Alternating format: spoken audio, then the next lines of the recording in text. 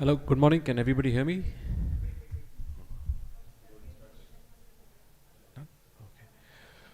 Dear seekers, Guru Pyare Sadh Sangat, welcome to Bade Maharaj Ji ke Bhandare par.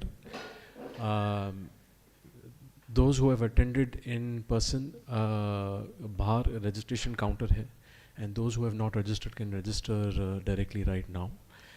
This event has been organized by Isha Trust, registered under section 50G, and those who wish to donate can donate on the outside counter at the registration counter itself. The first session of this Bhandara will be live streamed on YouTube, and schedule will be as follows: 10:40 to 11:30 live Shabd, followed by satsang from 11:30 to 12:30. उसके बाद we break for langar prasad from 2:30 to 3 p.m. The second half of the session will be offline, followed by Shabad first, and then the final and second half of the satsang will be offline, followed by tea break. Any further questions? The safeguards are here to answer all your questions, either outside or at the counter on the side. Thank you.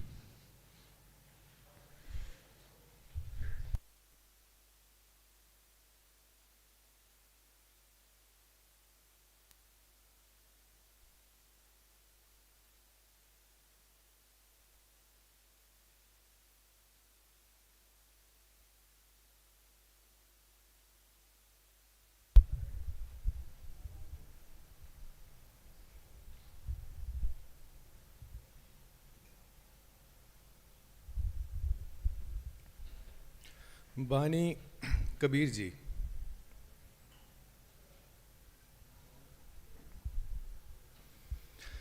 महरम होए सो जाने साधो, ऐसा देश हमारा।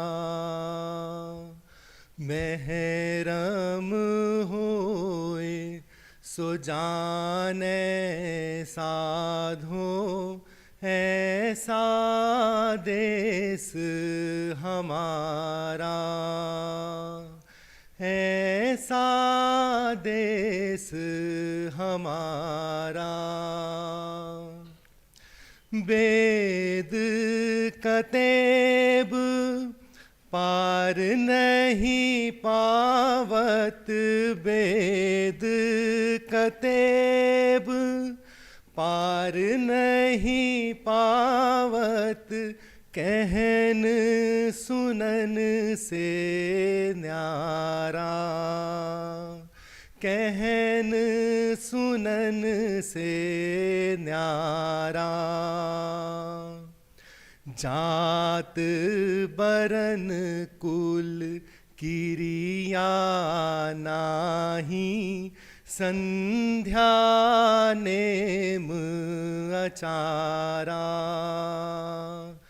जात बरन कुल किरिया नाही, संध्या नेम अचारा। ऐसा देश हमारा। बिन जल बूंद परत जहाँ भारी, बिन जल बूंद परत जहाँ भारी, नहीं मीठा नहीं खारा। नहीं मीठा नहीं खारा। सुन महल में नौबत बाजे, किंगरी बीन सितारा। सुन महल में नौबत बाजे, किंगरी बीन सितारा। ऐसा देश हमारा। बिन बादर जहाँ बिजुरी चमके, बिन बादर जहाँ बिजुरी चमके, बिन सूरज उजियारा, बिन सूरज उजियारा। बिना सीप जहाँ मोती उपजै, बिन सुर शब्द उचारा। बिना सीप जहाँ मोती उपजै, बिन सुर शब्द उचारा। ऐसा देश हमारा। ज्योत लजाए ब्रह्म जहाँ दर से, ज्योत लजाए ब्रह्म जहाँ दर से, आगे अगम अपारा, आगे अगम अपारा। कहे कबीर वहाँ रहनी हमारी, बूझे गुरुमुख प्यारा।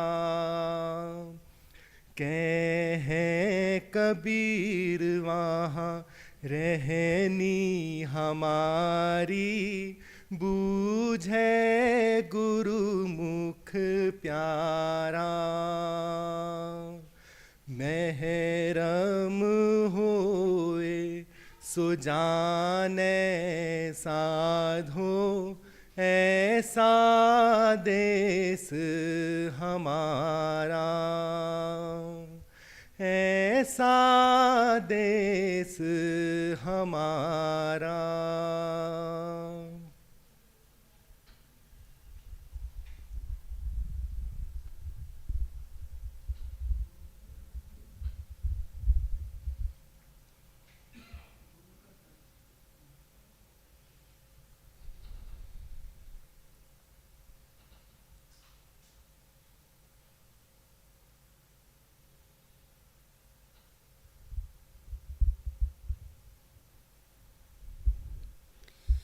बानी स्वामी जी महाराज। बचन 19वां, शब्द दूसरा। गुरु का ध्यान कर प्यारे, बिना इसके नहीं छूटना। गुरु का ध्यान कर प्यारे, बिना इसके नहीं छूटना। नाम के रंग में रंग जा, नाम के रंग में रंग जा। मिले तो है धाम निज अपना। गुरु की शरण दृढ़ कर ले, गुरु की शरण दृढ़ कर ले। बिना इस काज नहीं सरना। गुरु का ध्यान कर प्यारे, बिना इसके नहीं छूटना।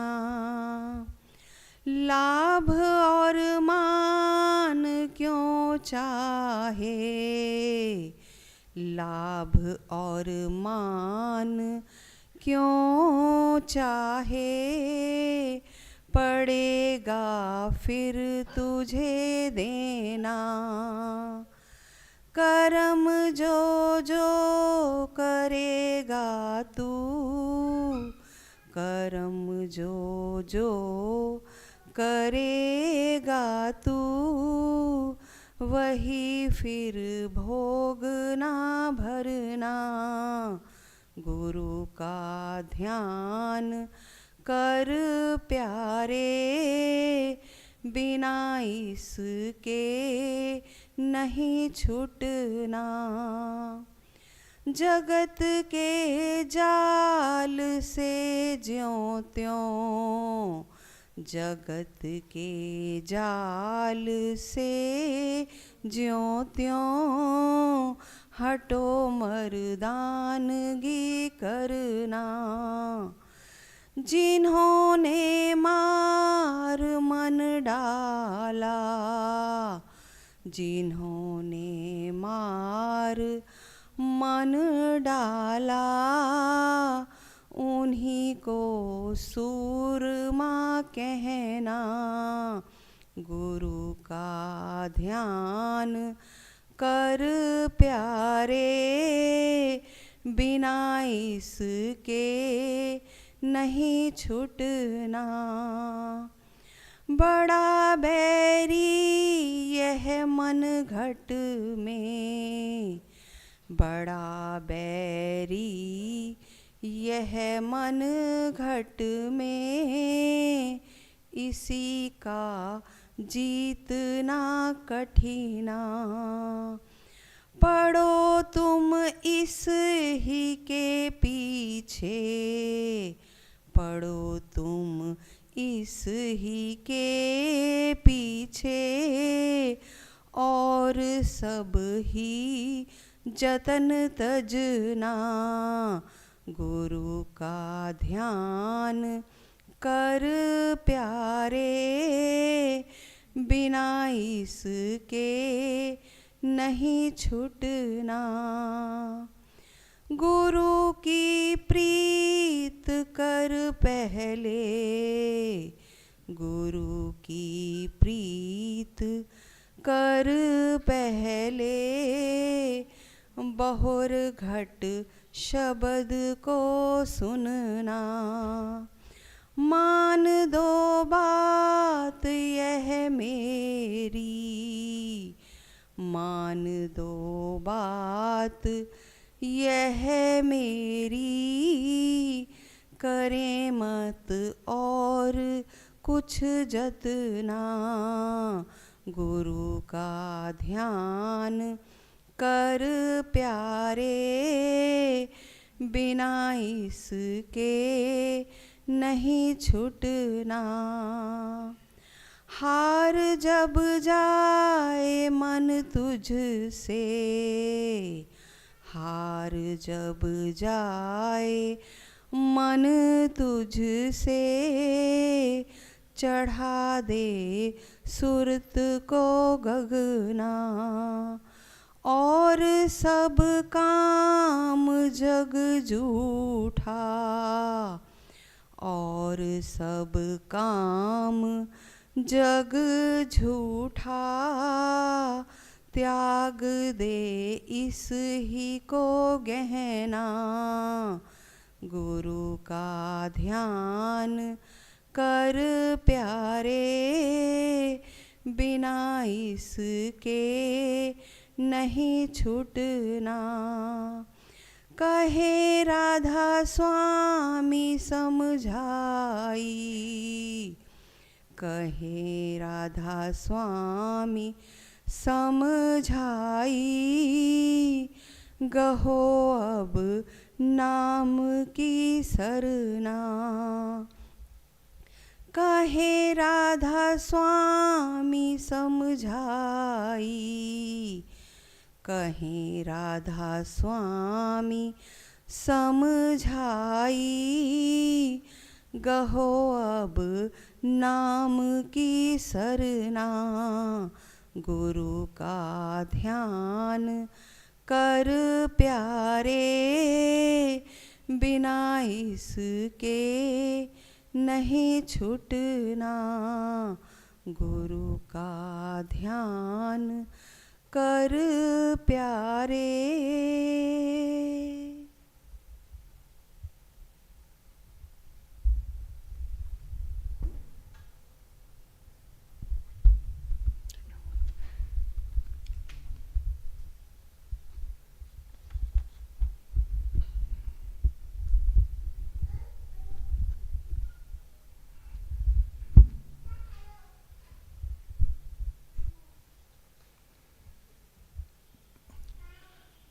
धनाश्री महला पंजवा।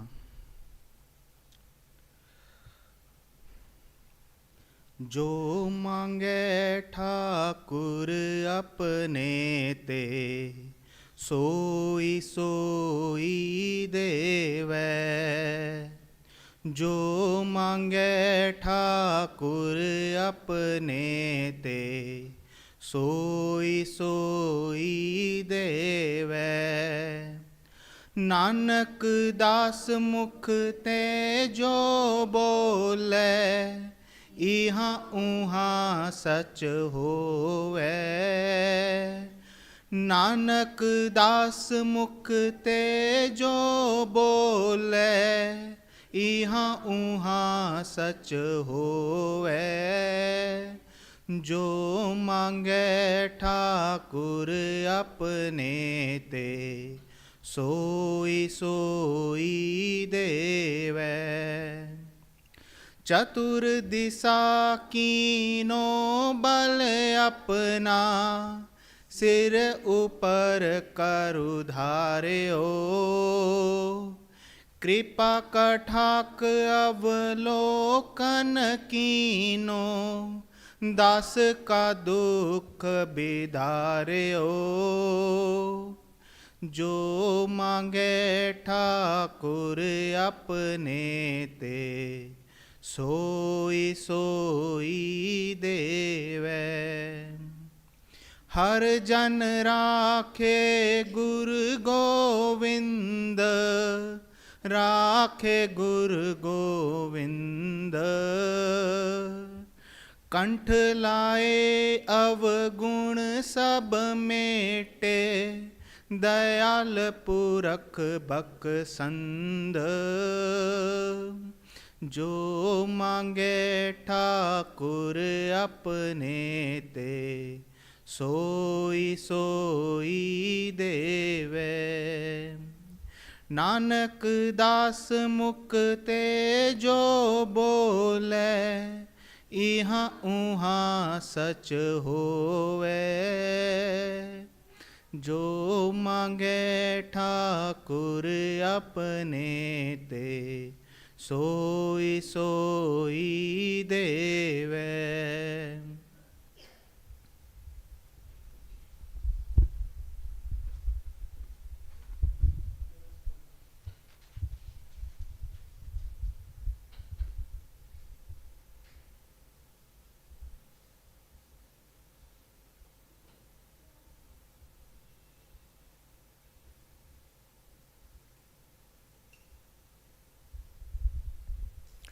बानी संत मीराबाई जी।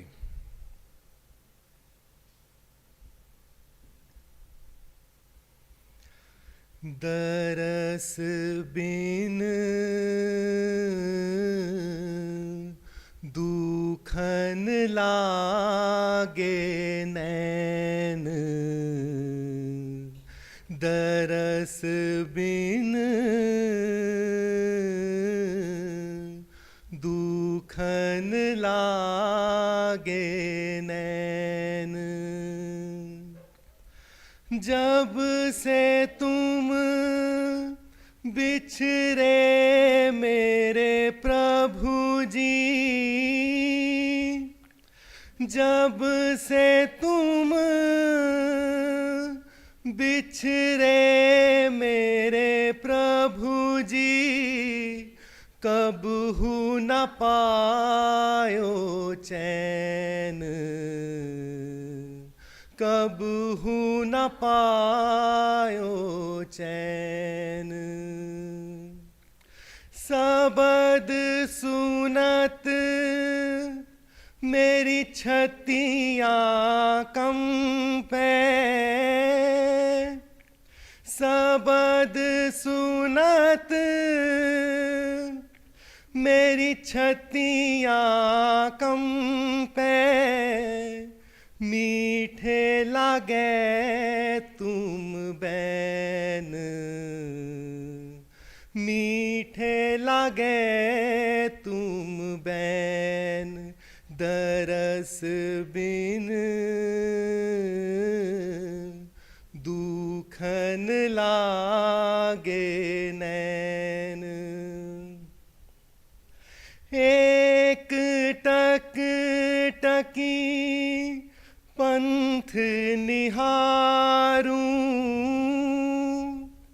एक टक टकी पंथ निहारूं, भई क्षमा सिरैन, भई क्षमा सिरैन। बिरहे बिथा कासू कहूँ सजनी, बिरहे बिथा कासू कहूँ सजनी, बह गई करवत ऐन, बह गई करवत ऐन, दरस बिन दुखन लागे नैन। मीरा के प्रभु कब रे मिलोगे, मीरा के प्रभु कब रे मिलोगे, दुख मेटन सुख देन,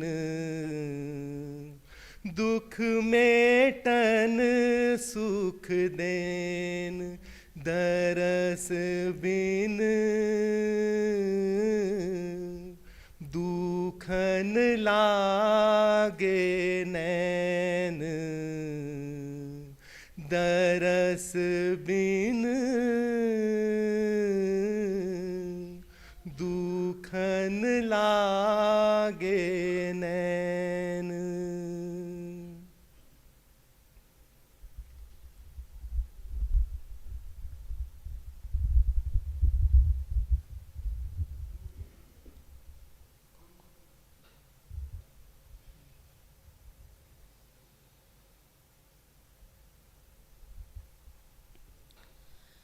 बानी कबीर साहिब जी दोहे।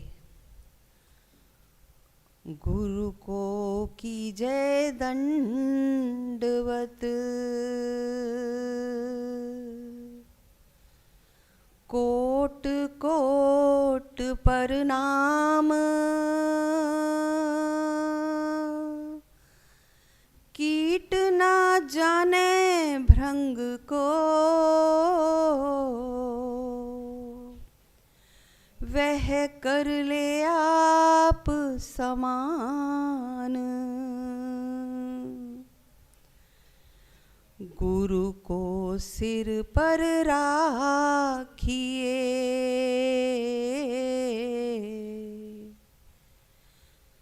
चलिए आज्ञा माहे,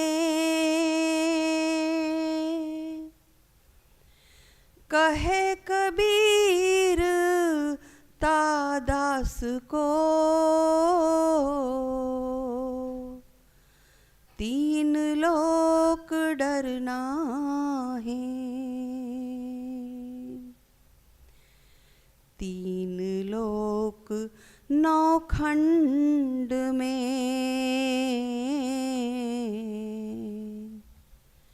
गुरु ते बड़ा ना कोई, करता करे ना कर सके, गुरु करे सो होई।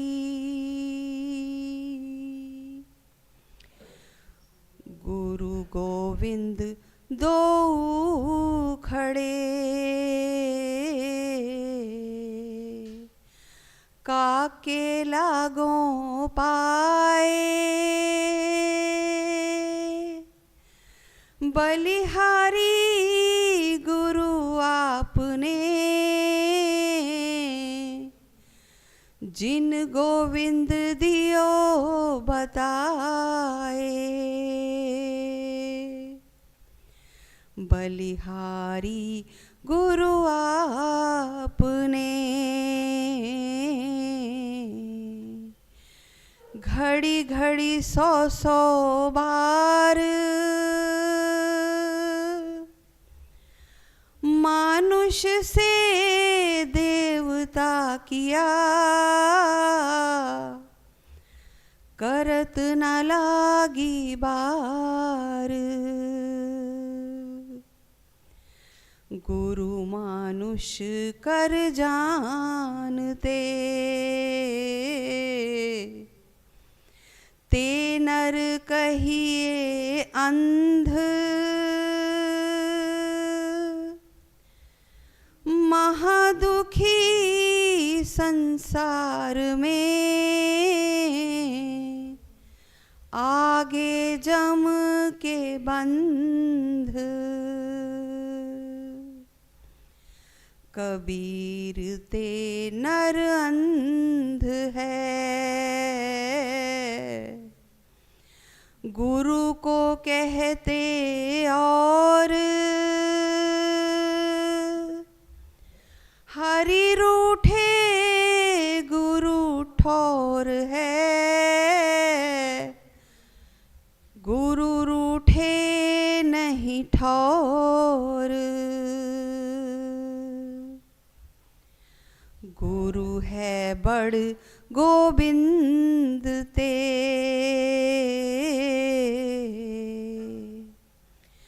मन में देख विचार। हरि सुमरे 100 वार है, गुरु सुमरे 100 पार। कबीरा हरि के रूठते,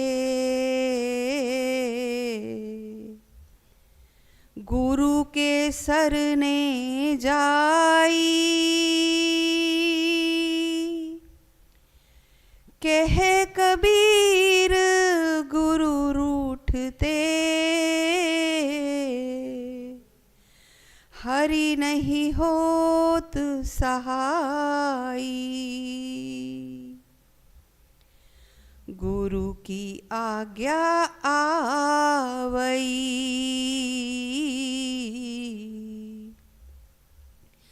गुरु की आज्ञा जाए। कहे कबीर सो संत है, आवागमन नसाए।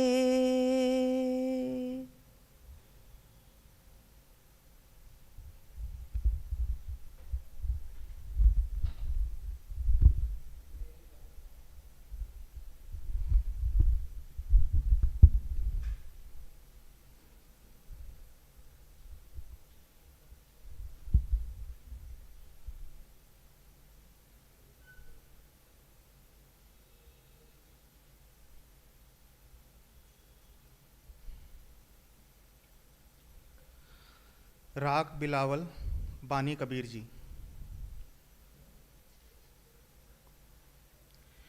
मेरे बाबा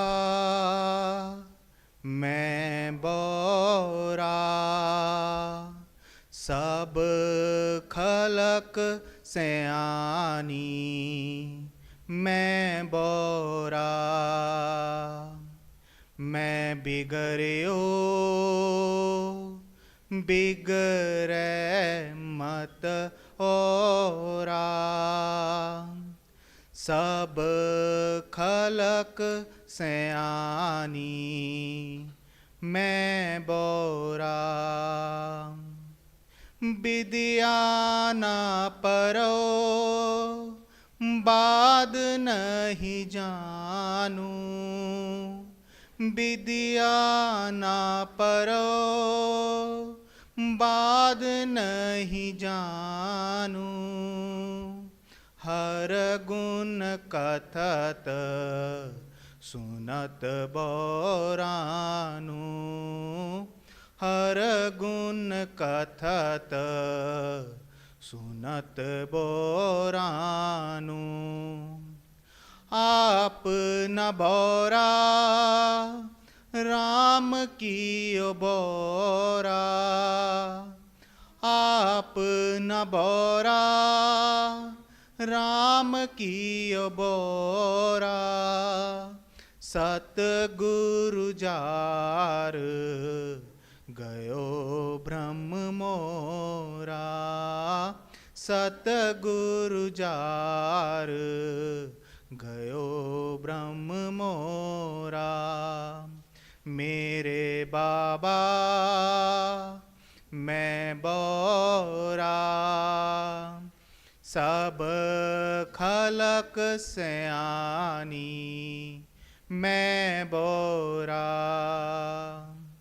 मैं बिगड़ियो बिगड़े मत ओरा, सब खलक सयानी मैं बोरा।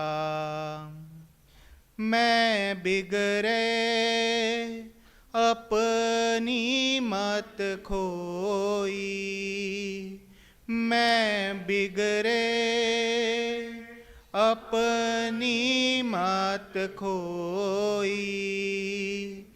मेरे बरम भूलो मत कोई, मेरे बरम भूलो मत कोई।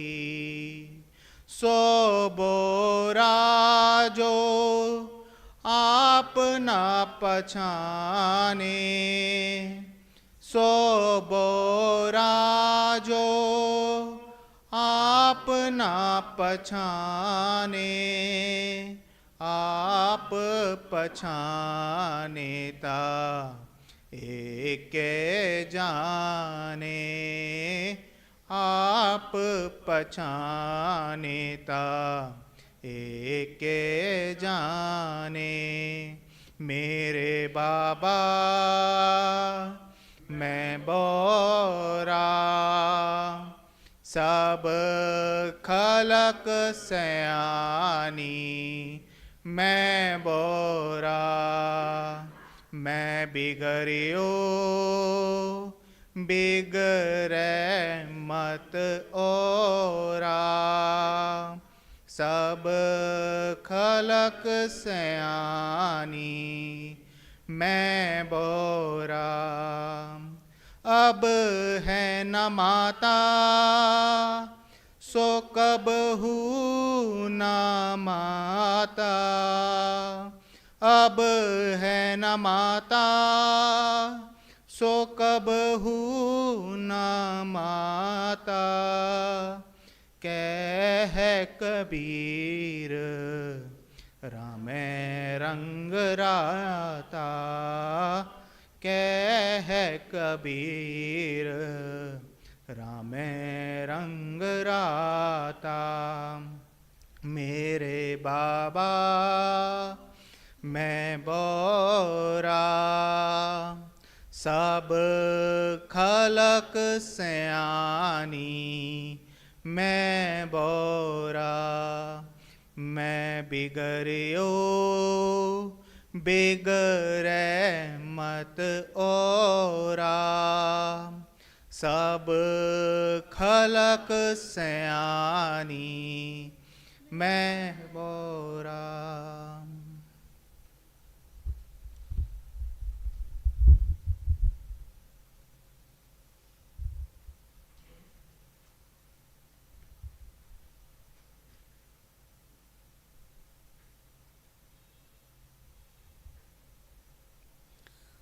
सूही महल्ला पंजवा। मेरे साहिब तू मैं माण निमाणी,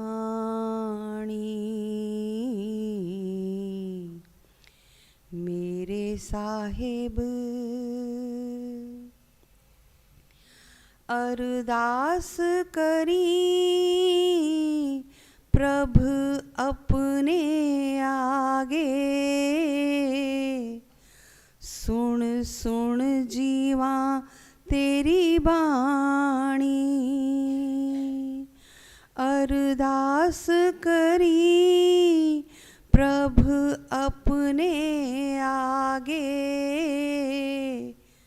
सुन सुन जीवा तेरी बाणी, मेरे साहिब तू मैं माण निमाणी,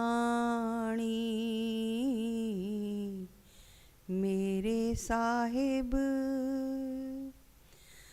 तुध चित आए महा आनंदा, जिस विसरह सो मर जाए, दयाल होवे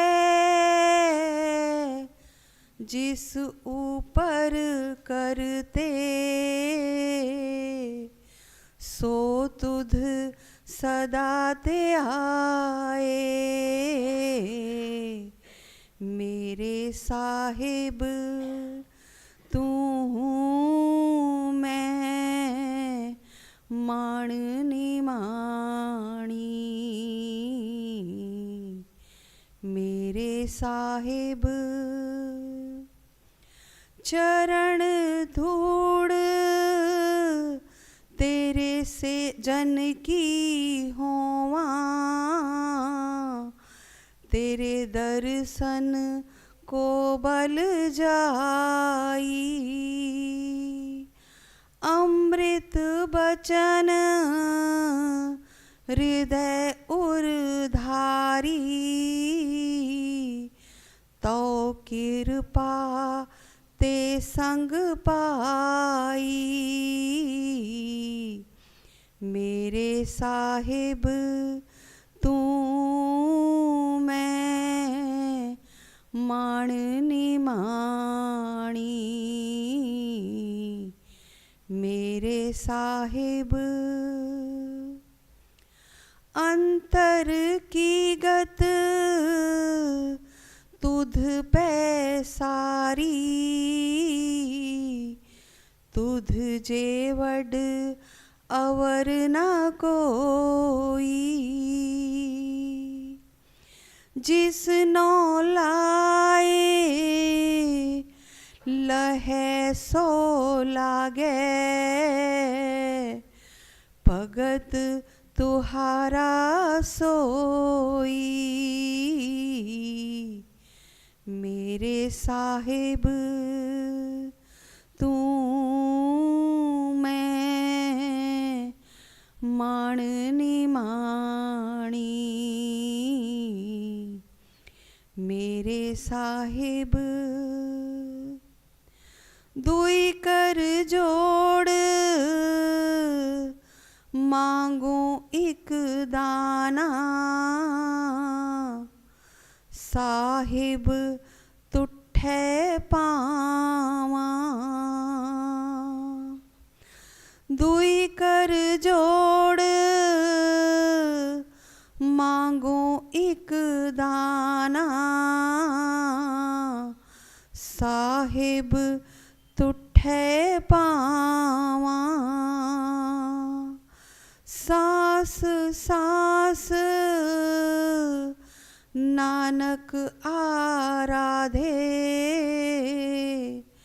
आठ पहर गुण गावा, सास सास नानक आराधे, पहर गुण गावा, मेरे साहिब तू मैं माण निमाणी, मेरे साहिब।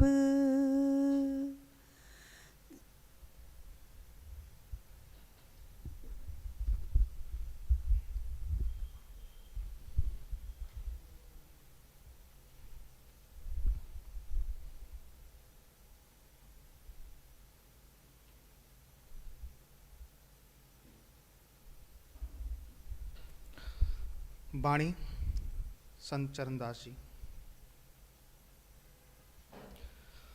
गुरुदेव हमारे आओ जी, गुरुदेव हमारे आओ जी, गुरुदेव हमारे आओ जी, गुरुदेव हमारे आओ जी।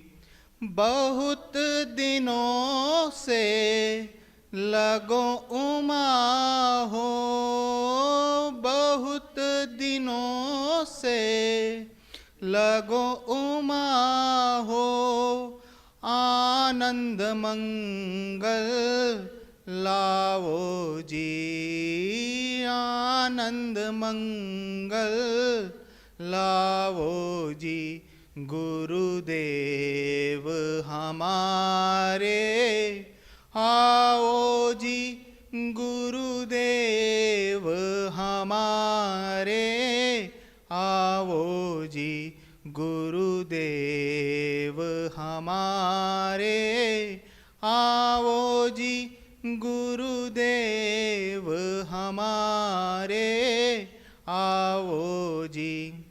पलकन पंथ बुहारूं तेरो, पलकन पंथ बुहारूं तेरो, नैन परे पग धारो जी, नैन परे पग धारो जी, गुरुदेव हमारे आओ जी, गुरुदेव हमारे आओ जी। बाट तिहारी निस दिन देखूं, बाट तिहारी निस दिन देखूं, हमरी ओर निहारो जी, हमरी ओर निहारो जी, गुरुदेव हमारे आओ जी, गुरुदेव हमारे आओ जी। करूं उछाहा बहुत मन से ती, करूं उछाहा बहुत मन से ती, आंगन चौक पुराऊं जी, आंगन चौक पुराऊं जी, गुरुदेव हमारे आओ जी, गुरुदेव हमारे आओ जी। करूं आरती तन मन वारूं, करूं आरती तन मन वारूं, बार बार बल जाऊं जी, बार बार बल जाऊं जी, गुरुदेव हमारे आओ जी, गुरुदेव हमारे आओ जी। दे पै कर्मा शीस नवाऊं, दे पै कर्मा शीस नवाऊं। सुन सुन बचन अगाऊं जी, सुन सुन बचन अगाऊं जी। गुरुदेव हमारे आओ जी, गुरुदेव हमारे आओ जी।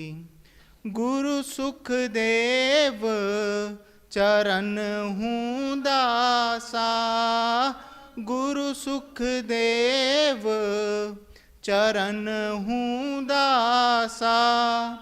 दर्शन माही समाऊं जी, दर्शन माही समाऊं जी।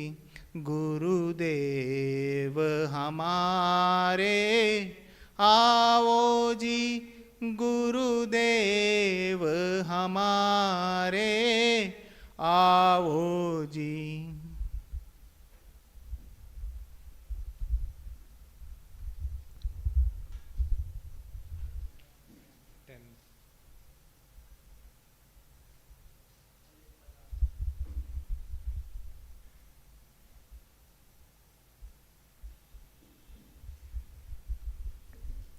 कलाम हज़रत सुल्तान बाहू जी।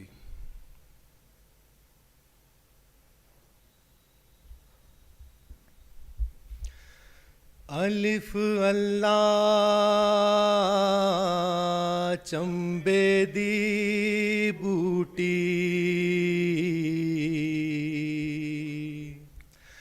अलिफ अल्लाह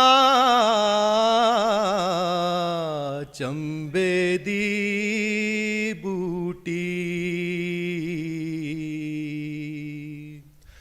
मुर्शिद मन विच लाई हूँ।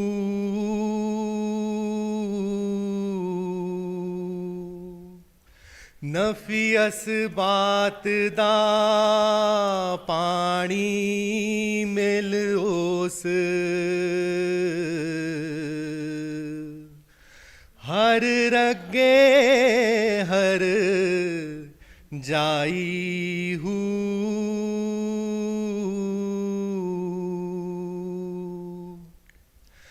अंदर बूटी मुशक मचाया,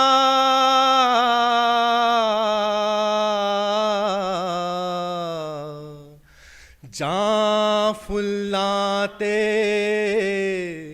आई हूँ।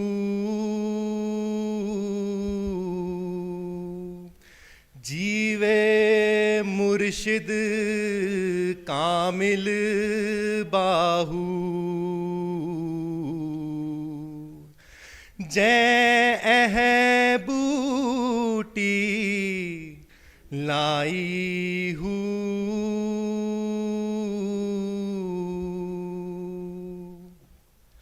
ऐ तन मेरा चश्मा होवे, मुर्शिद वेखना रज्जा हूँ।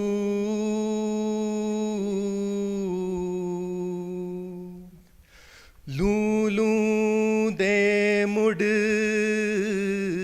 लख लख चश्मा,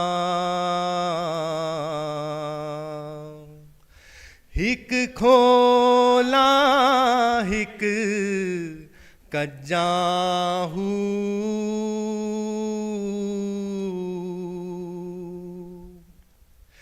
इतने आ डिठया सबर नावे,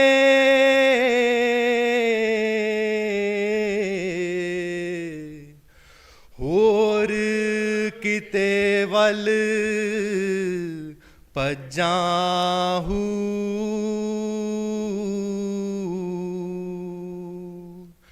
मुर्शिद दादी दार है बाहू, लाख करोड़ा हजाहू।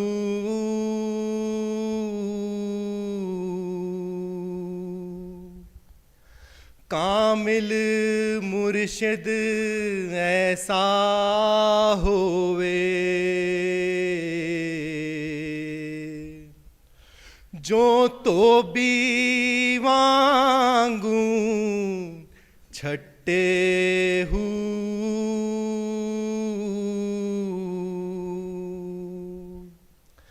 नाल निगाह दे पाक करे, ना सज्जी साबण कत्ते हूँ।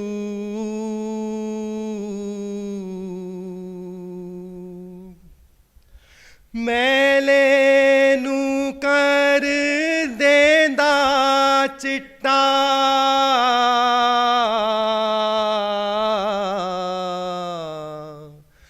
जरा मैल ना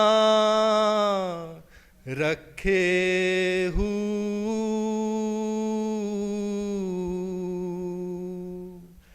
ऐसा मुर्शिद होवे जेड़ा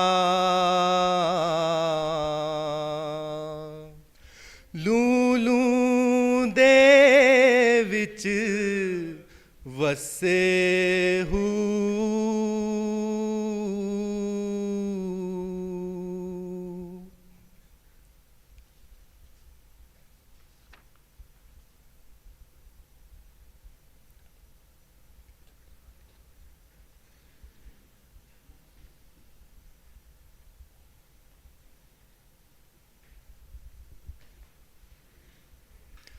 राग मारू बानी कबीर जी।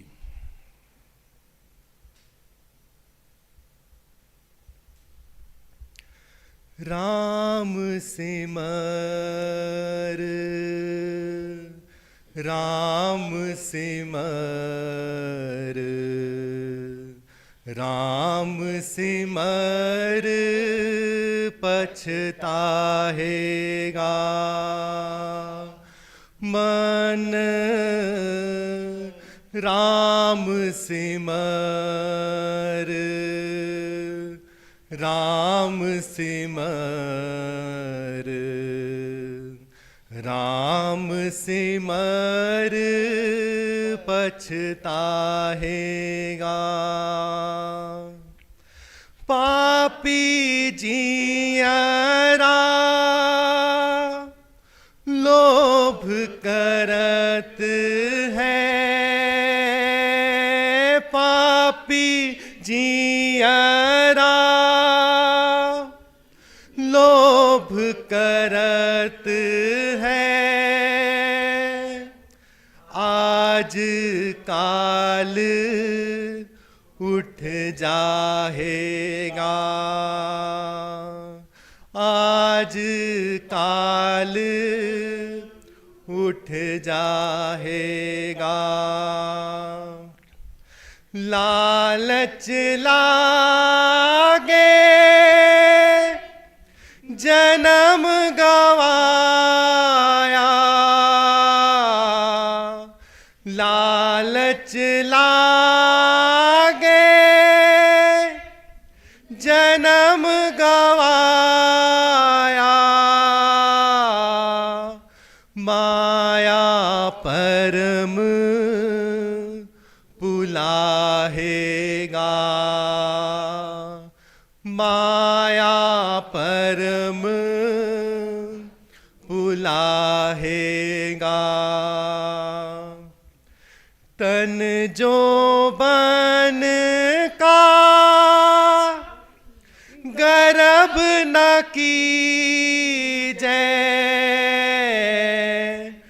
तन जो बन का गर्भ न कीजै। जय कागद जीऊं गल जाहेगा, कागद जीऊं गल जाहेगा। राम सिमर, राम सिमर, राम सिमर पछताहेगा। जो जम आए केस गह पट के, जो जम आए केस गह पट के, ता दिन किछ ना बसाहेगा, ता दिन किछ ना बसाहेगा। सिमरन भजन दया नहीं कीनी, सिमरन भजन दया नहीं कीनी, तो मुख चोटा खाहेगा, तो मुख चोटा खाहेगा। राम सिमर, राम सिमर, राम सिमर पछताहेगा। धर्म राय जब लेखा मांगे, धर्म राय जब लेखा मांगे, क्या मुख ले के जाहेगा, क्या मुख ले के जाहेगा। कहत कबीर सुनो रे संतो, कहत कबीर सुनो रे संतो, साध संगत तर जाहेगा, साध संगत तर जाहेगा। राम सिमर,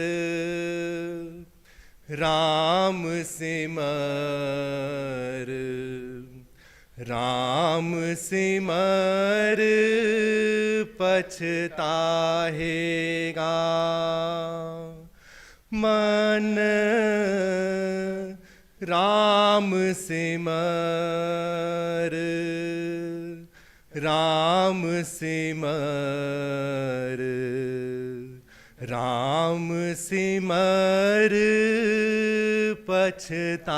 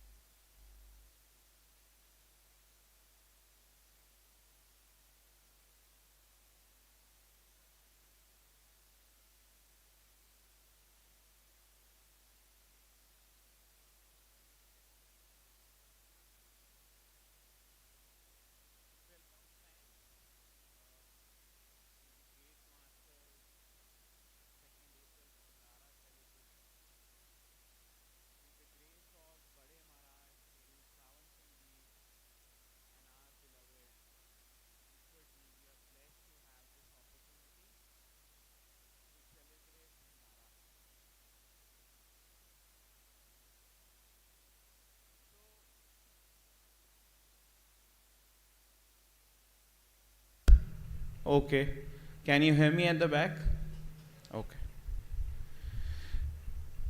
So welcome friends to the Great Masters Bhandara with the grace of Bade Maharaj Huzur Sawan Singh Ji and our beloved Ishwar Ji. We are blessed to have this opportunity to celebrate Bhandara today. Most of us sitting here, we never met this person in the beard with a very nice turban. We never met him physically. He never met us. But still, I feel his teachings, the way he used to present himself, the way he used to give discourses, the way he used to meet seekers, disciples, only just by knowing stories from my grandmother, from my mother, from my father, from Maharaj Charan Singh Ji, from Baba Ji, from Ishwar Ji, he's made a big impact in my life. And maybe it's true for you. And today we are so lucky that we are celebrating something which we cannot understand from a mental mind, from a mental perspective.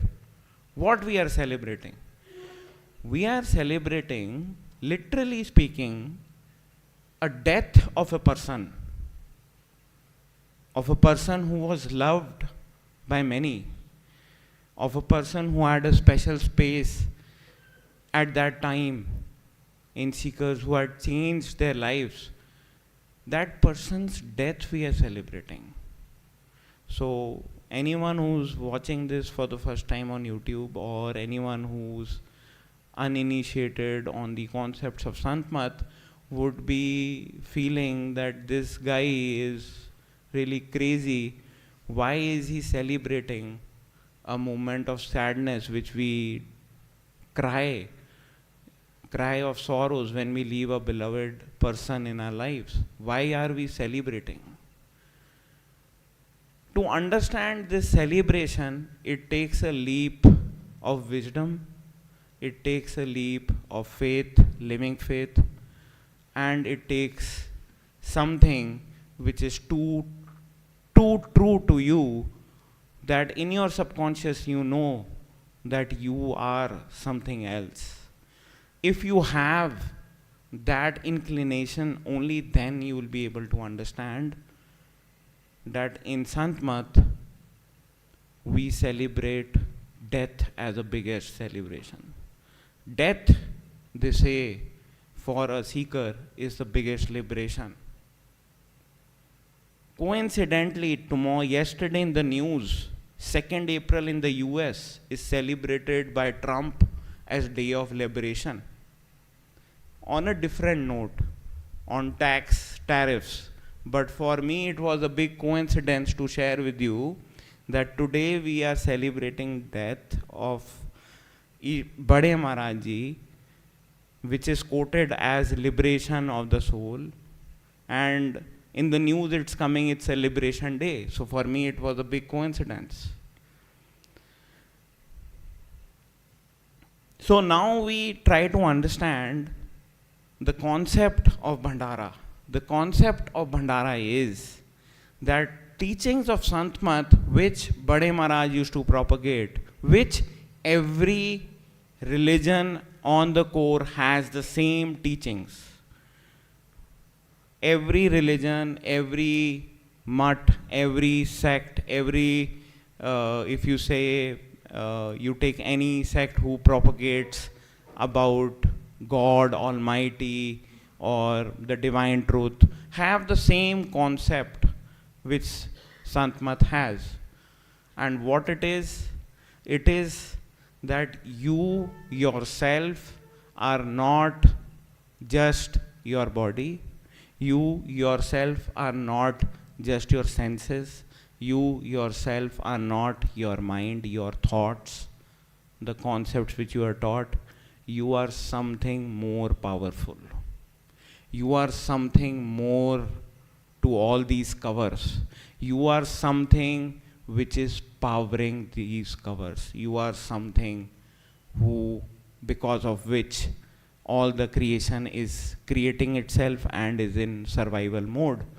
If you take your own thing, real thing, which is your soul, which has the power, what Ishwarji used to say, of 16 suns, the mind cannot work.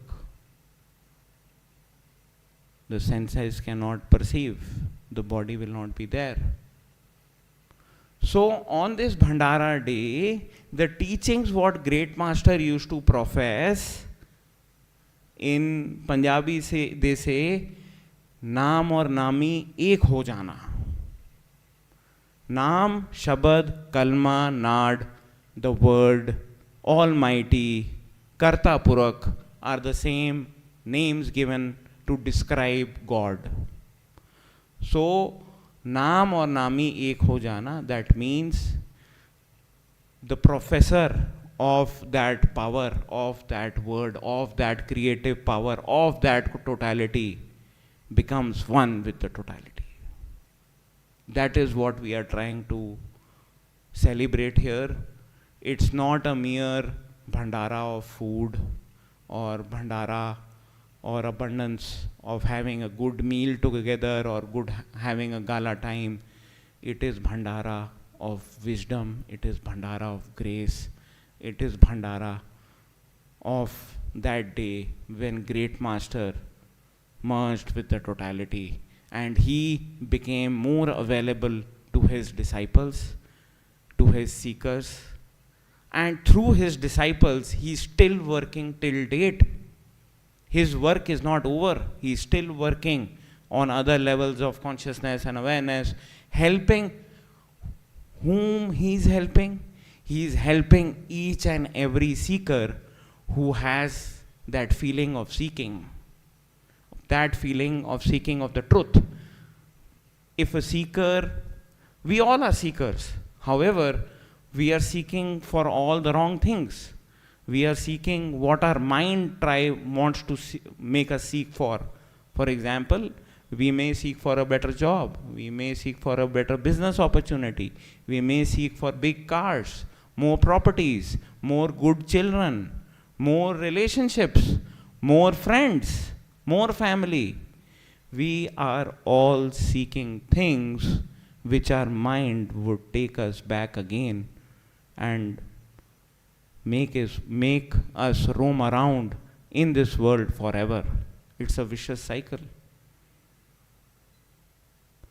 But the seeker who's seeking for the truth, who has this realization that I am not just a body, I am not just a mental, having some mental mind, some sense perceptions. I am something different. I am something different which will ever, forever exist. If you have that feeling of existence, then you are on that path of the seeking for the truth. So he is today itself, till date, from his physical body, he left in 1948, 2nd April. However, any seeker who's having that seeking for truth, who wants to seek for that truth, for their own self-realization, his teachings and he himself in any form would help you out. Because he's merged with the total. He is there in the totality. And he's somewhere which is beyond time, beyond space, beyond the laws of physics, and beyond the laws of economics. He is operating from a domain where our true self was created from. So he is available to all those units or atmas or souls or seekers or devotees who have that inclination to seek for the truth. And this is what we are trying to celebrate I don't know I am worthy of these words or not. I don't know I am worthy of telling you all these things. Because I myself I am struggling with my mind.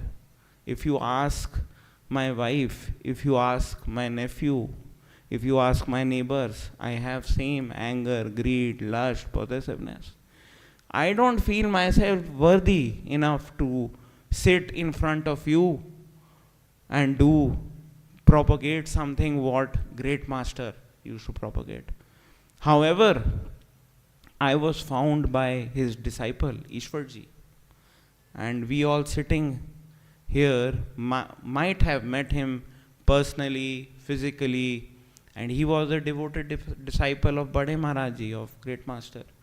He professed the same teachings, he professed the same thing. What thing? The same kind of love what Bade Maharaji used to distribute unconditionally with no judgment. Perfect living masters, Ishwarji used to term Bade Maharaji as perfect living master. Perfect living masters do not come only to profess any type of meditation, or they do not come to profess to change our lives. They do not come to teach us anything of this world. They come out of the way. They come to us. They see our seeking. They see that this person is, in a traverse condition. This person is struggling with his mind, his karmas, and this person needs help. So out of deep compassion, the perfect living master showers that love, and we are hit by that love. For us, that is something which is new, something which we never experienced in this world, which we cannot account for, which we cannot even think of, because that comes beyond the mind. The mind gets wavered. What is happening? The mind gets frightened or scared that what is happening to me when we come in company of a perfect living master. So all teachings of Bade Maharaji were professed by Ishwarji, were practically given to us, showered upon us. He used to give the same thing what he got from Bade Maharaji. So this is what we are celebrating. And the goodness of this is, for me, the same grace I feel when I meet devoted satsangis sitting over here. I am touched by the devotion, by the seeking you all have. Bade Maharaji used to say, one should serve his master when the master is around. If the master is not around physically, Bade Maharaji used to say, serve his disciples, his sangat. So for me, I see in you that seeking, that devotion for your master, which makes me feel that I am on the right path and I am walking with you. We are on the same path, and it's just matter of time when we will be celebrating Bhandara ourselves. So on that note, Bade Maharaji, if we see his life, he since childhood, if you try to have, see his life story or his biography, or if you try to read about him, he was a curious seeker since the start, and he had a hobby in India to meet many saints, any kind of Mahatma, any kind of Guru, he would like to meet him. And he knew about Guru Granth Sahib's teachings that you need to have a perfect living master, you need to have a perfect living master who gives you initiation with the 5 words. All those concepts were clear in him, and he was not able to find his master. So, out of curiosity, he met some saint in Peshawar, and he was, after finding or after putting all his work in finding such a master, he was like in doubt that will I be able to meet such a master in this life? And that saint in Peshawar said, do you want to hear the truth? He said, yes.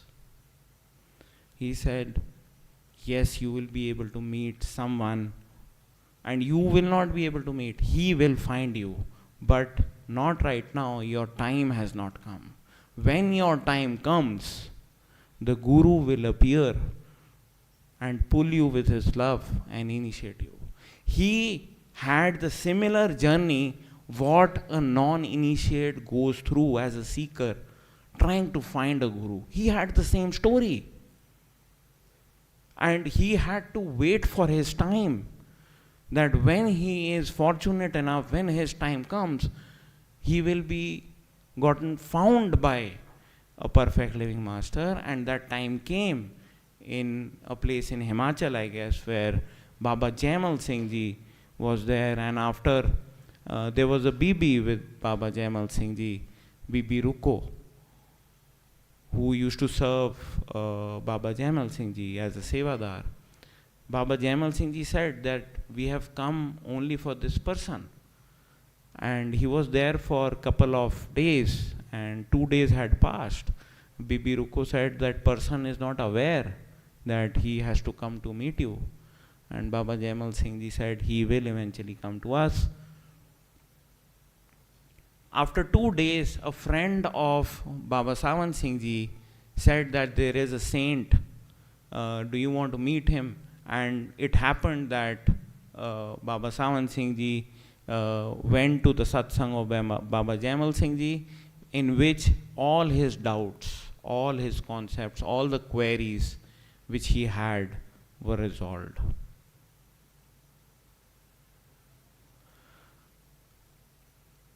And in that moment, Baba Jaimal Singh Ji said that you are ready for Namdan. And he had his last query.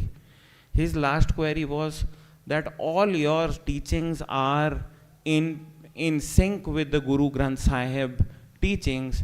Why do you want to spin off a new name, Radha Swami?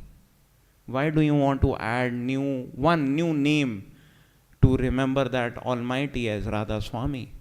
When they are well-established names. So Baba Jaimal Singh Ji said, do you know in Japji Sahib how many names did Govind Singh Ji refer to the Almighty? He said they are around 1200 to 1100. So he said, if a Sikhi Guru out of the 10 Gurus can do 1200, why not one we can add? And that means, then he explained the meaning of Radha Swami. Radha means Atma and Swami means Paramatma. That the Atma is part of the Paramatma, and that is our journey. That when the Atma merges with the Paramatma, you become the Swami of the totality. So Radha Swami. He accepted it, and we all know how Beas started. Baba Jaimal Singh Ji never wanted to make such big buildings. He lived in a small hut. He did not even had access to fresh water. Bibi Ruko used to go to a very far off well to take water for his daily necessities.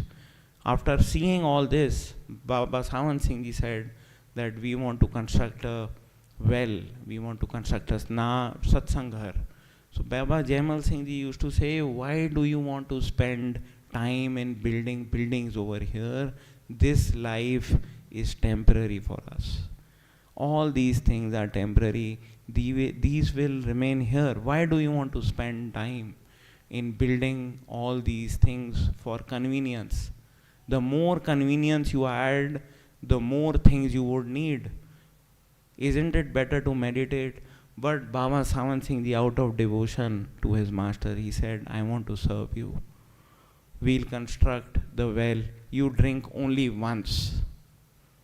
From that well, we will assume that our seva has been taken a check. You give satsang only once in that satsanga, and we will assume that our seva has been accepted. He was so devoted to the master. He used to get his salary, and he used to first give all his salary to his guru, Baba Jaimal Singh Ji. That salary, then Babaji, Jaimal Singh Ji used to take for how much money is needed for seva, for the amenities needed in Beas, and then the rest left over was sent to the family for their needs. So this is how devoted a disciple he was. This is what he used to profess. That what he used to profess. He used to profess the only barrier which is stopping us from merging with the totality is our mighty mind. If you meet mends with your mind, anyhow, if you meet mends with your mind, you then get your own reality. You get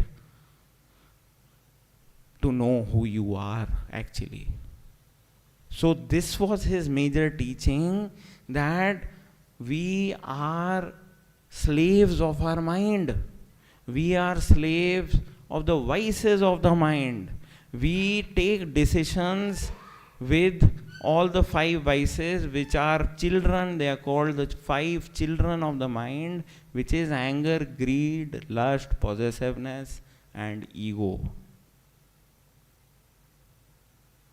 He said, if you defeat the mind, in the Bani it comes, जिन्होंने मार मन डाला उन्हें सूरमा कहते हैं.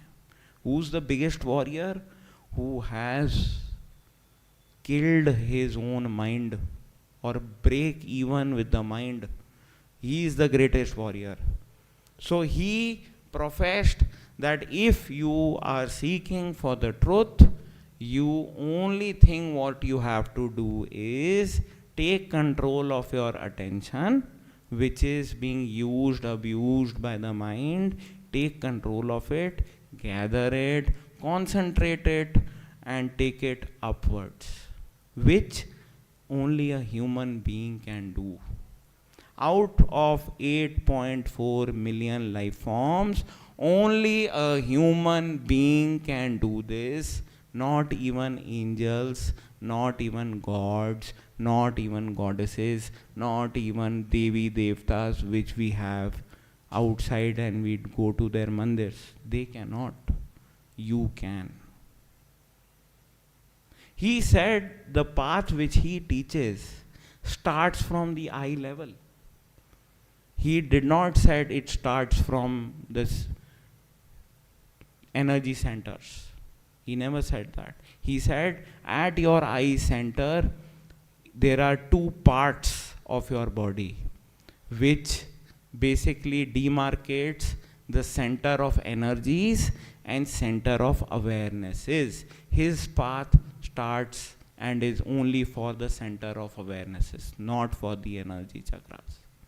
To talk about more, if one is interested about energy chakras, they are chakras where our attention, which is right now sitting at the 3rd eye center, at our behind our eyes, they take part of that attention and take that attention to use and make that chakra work.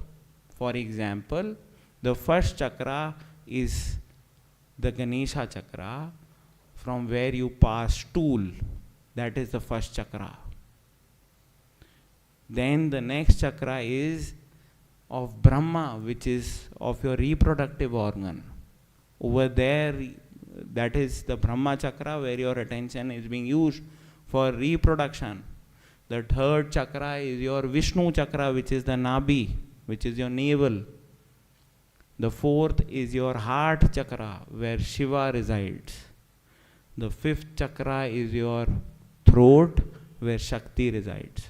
All these chakras need attention, part of that unit of consciousness which is diluted into attention needs that to work.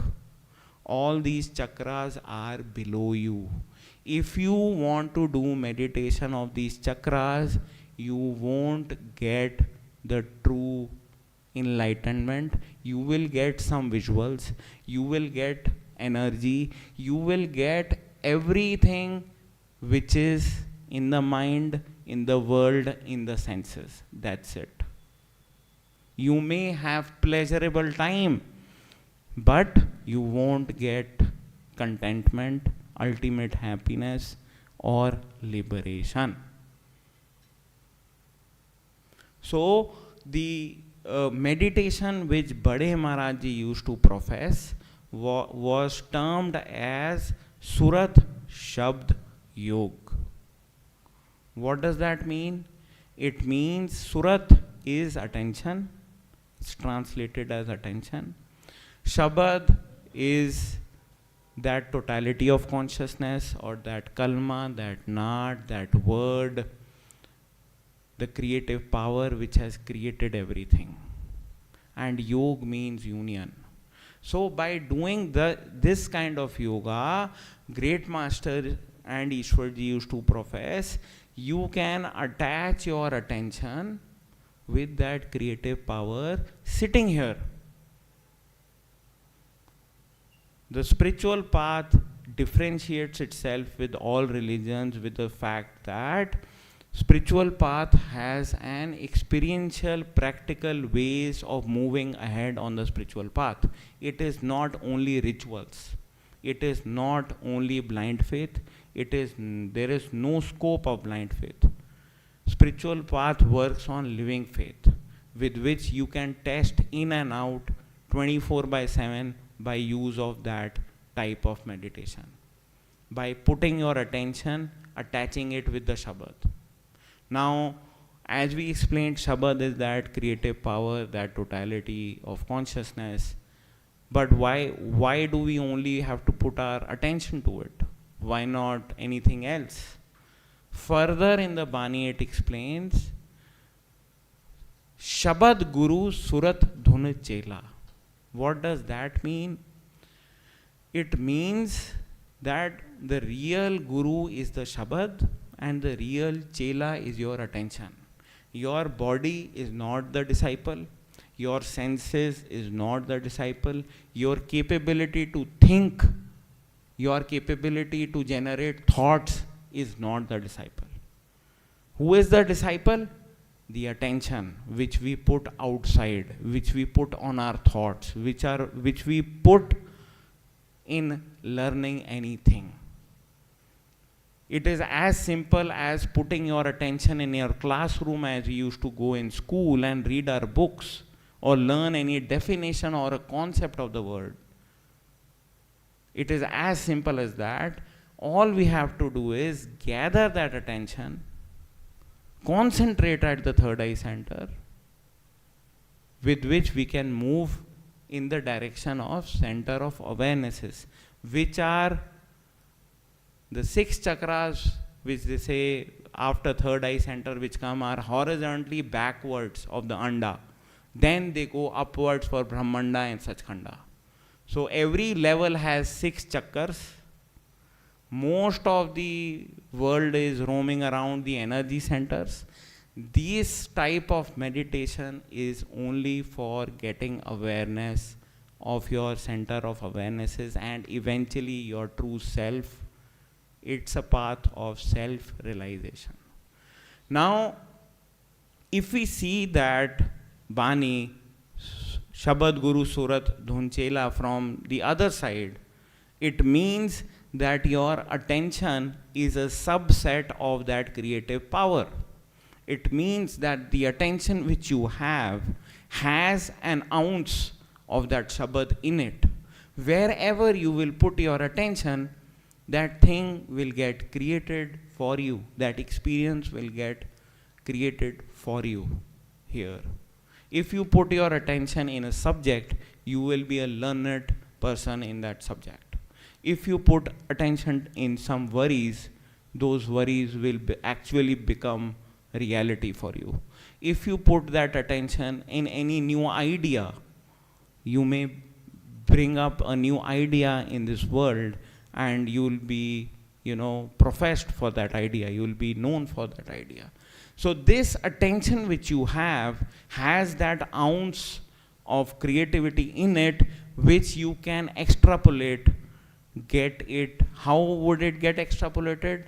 When you gather that attention which is used and abused by the mind and the centers, you gather that in the third eye center, and the way of meditation which great master used to profess, this attention then becomes bigger as awareness.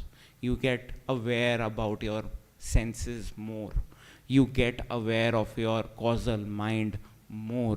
You get aware about things you have done not in this life but in past lives.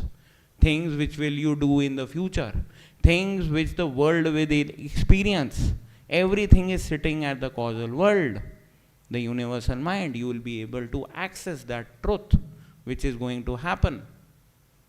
And after that, what will you experience? You will experience the real reality of yourself, the reality that you are a unit of that total consciousness. You are that atom only which will live no matter if there is mind or not, no matter there is any physical world or not, no matter there is any sensory world or not. You will always exist because you are that unit of that totality. This is the meaning of Shabd Guru Surat Dun Chela. That the real Guru is the Shabd and the real Chela is your attention. You have to take control of your attention, and the moment you concentrate at that third eye center, you will be able to experience the other things which are higher in taste, and your mind will become your friend. The mind is always wanting things of intoxication. Always. Mind has a characteristic that it needs intoxication of any kind. Now, we always go for the easy fixes. So, in the physical world, we drink a lot, we enjoy a lot, we take pleasures for 2 minutes with which we have to repent for our lives. Only for that 2 minutes of intoxication. However, in spirituality, if you are able to access those levels of awarenesses and go within them, you will be intoxicated without the need of any other pleasures of the world. Your mind will get intoxicated, will become your friend, will say, meditate more. I need this more.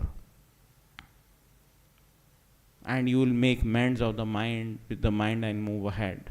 So this is something which Bade Maharaj Ji used to preach, is our only objective in this life. And why did he said that?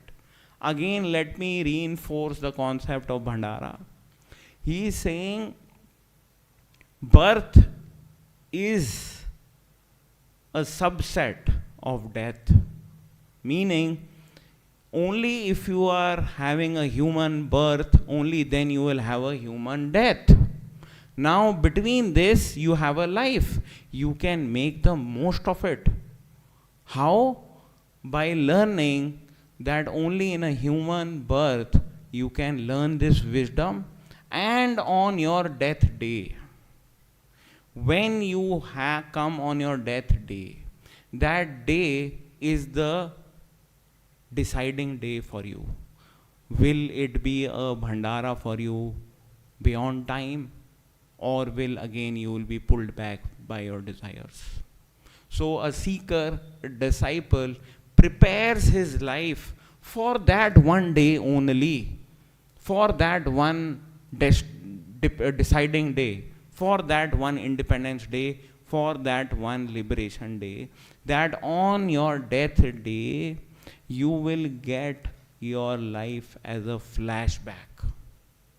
Full life will come as a flashback. And at that vulnerable time, now why it is a vulnerable time? Because when your attention on your death day will eventually, naturally come at the third eye center. And you will lose your consciousness of your body, of your organs, of your arms, of your legs. And you will feel that something bad is happening for a normal person. But if that person is a meditator, is a seeker, knows all these things, is learned, has this knowledge, will be happy. Because when he gets that flashback, he will see that he was met by a perfect living master. He will see that he got initiated by a perfect living master. He will see that the perfect living master gave him all the grace, all the blessings, all the love which he needed to grow that faith, and he did seva. And all his attention will be in that. However, a non-initiated or a non-disciple or a non-seeker or who has seeked only for the worldly things will only get a flashback wherein he will see that his property is being taken by relatives. He will see that his children will have bad time after he is gone. He will see that, oh, I had to buy that car. I am so liking that car. I may want to drive that car. I am paying installments.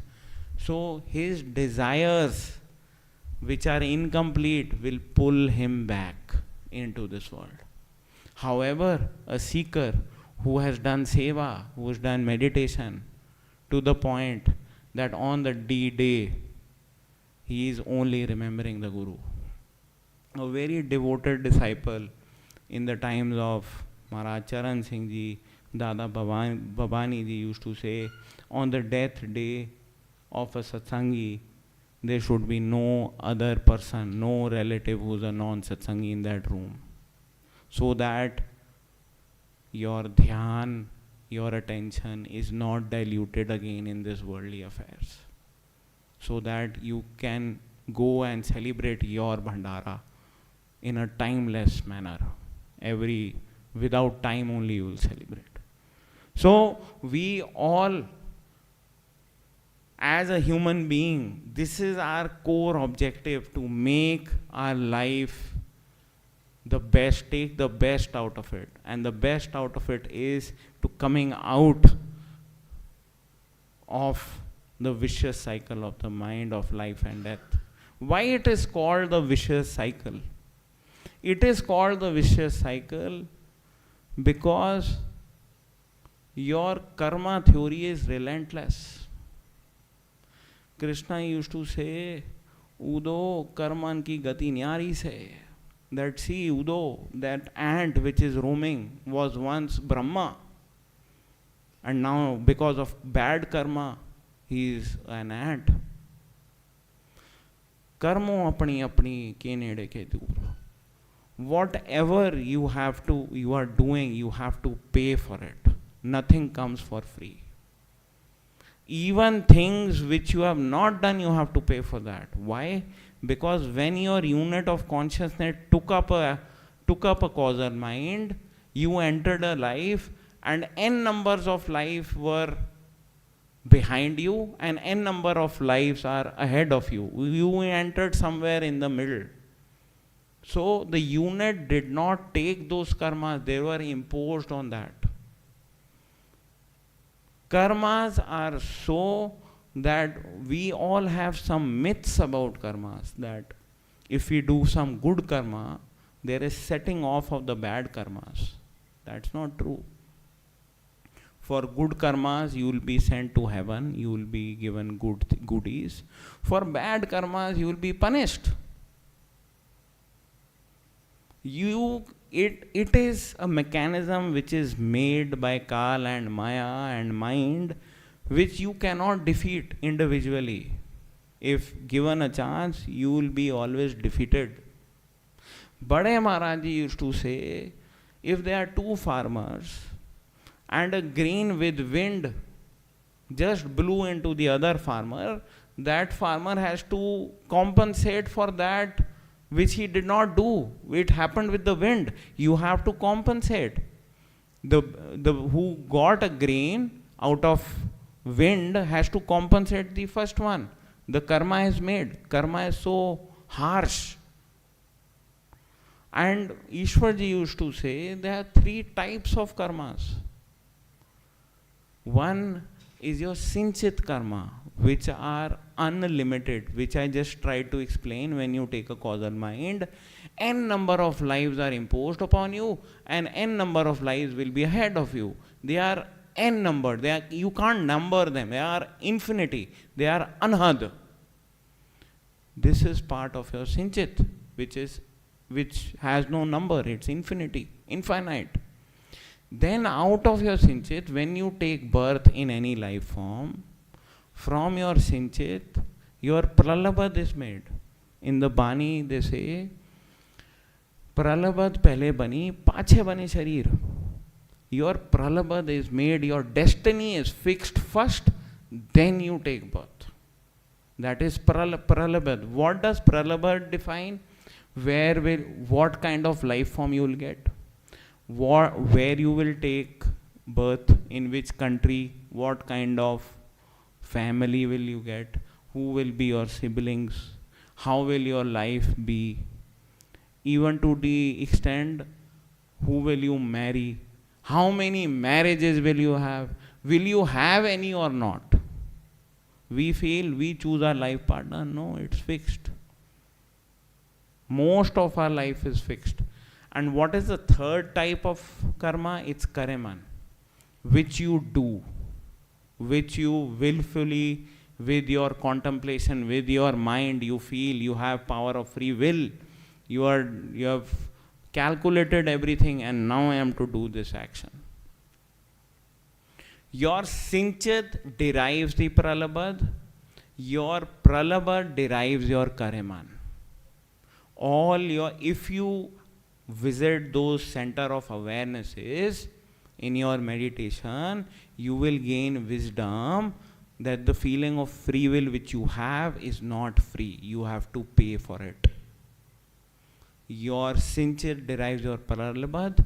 Your pralabad derives your kareman. For example, in my sinchit, I have always had, most of the times, I have had coffee. Never had tea. Tea is 5%, 95% I had coffee. Now here, if somebody just asks me, Akshat asks me, Nipunji, what will you have, tea or coffee? Subconsciously, I will say coffee. Because 95% of times I had coffee. This is how every day of your life, your actions are being determined. You feel that you are making decisions, but you are not. And this wisdom you can gather when you meditate. Now, I was talking about karma theory. So these are the types of karmas. Now, Bade Maharaj Ji, Baba Jaimal Singh Ji, Ishwar Ji used to profess that there is a way these masters have to take you out of this. What is that way? How can one take you out, which is anhad? The causal mind has anhad, it has unlimited lives waiting for you. How that unit of consciousness, which is diluted into attention, which can come up as awareness and come out of it? How?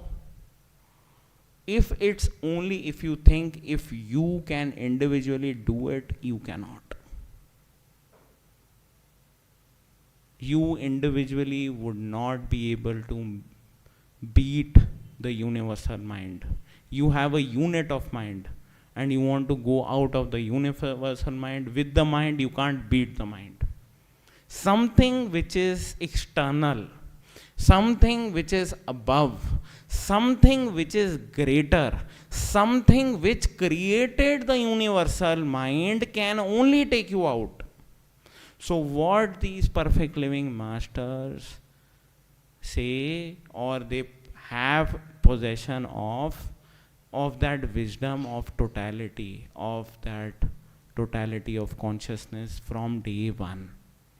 When they give discourse, when they meet you, when they have that feeling of love with you. They say the loved is first born in the beloved's heart, then in the disciples.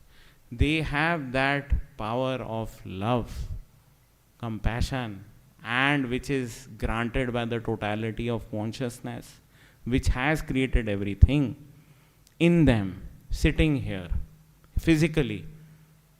They can access that 24/7.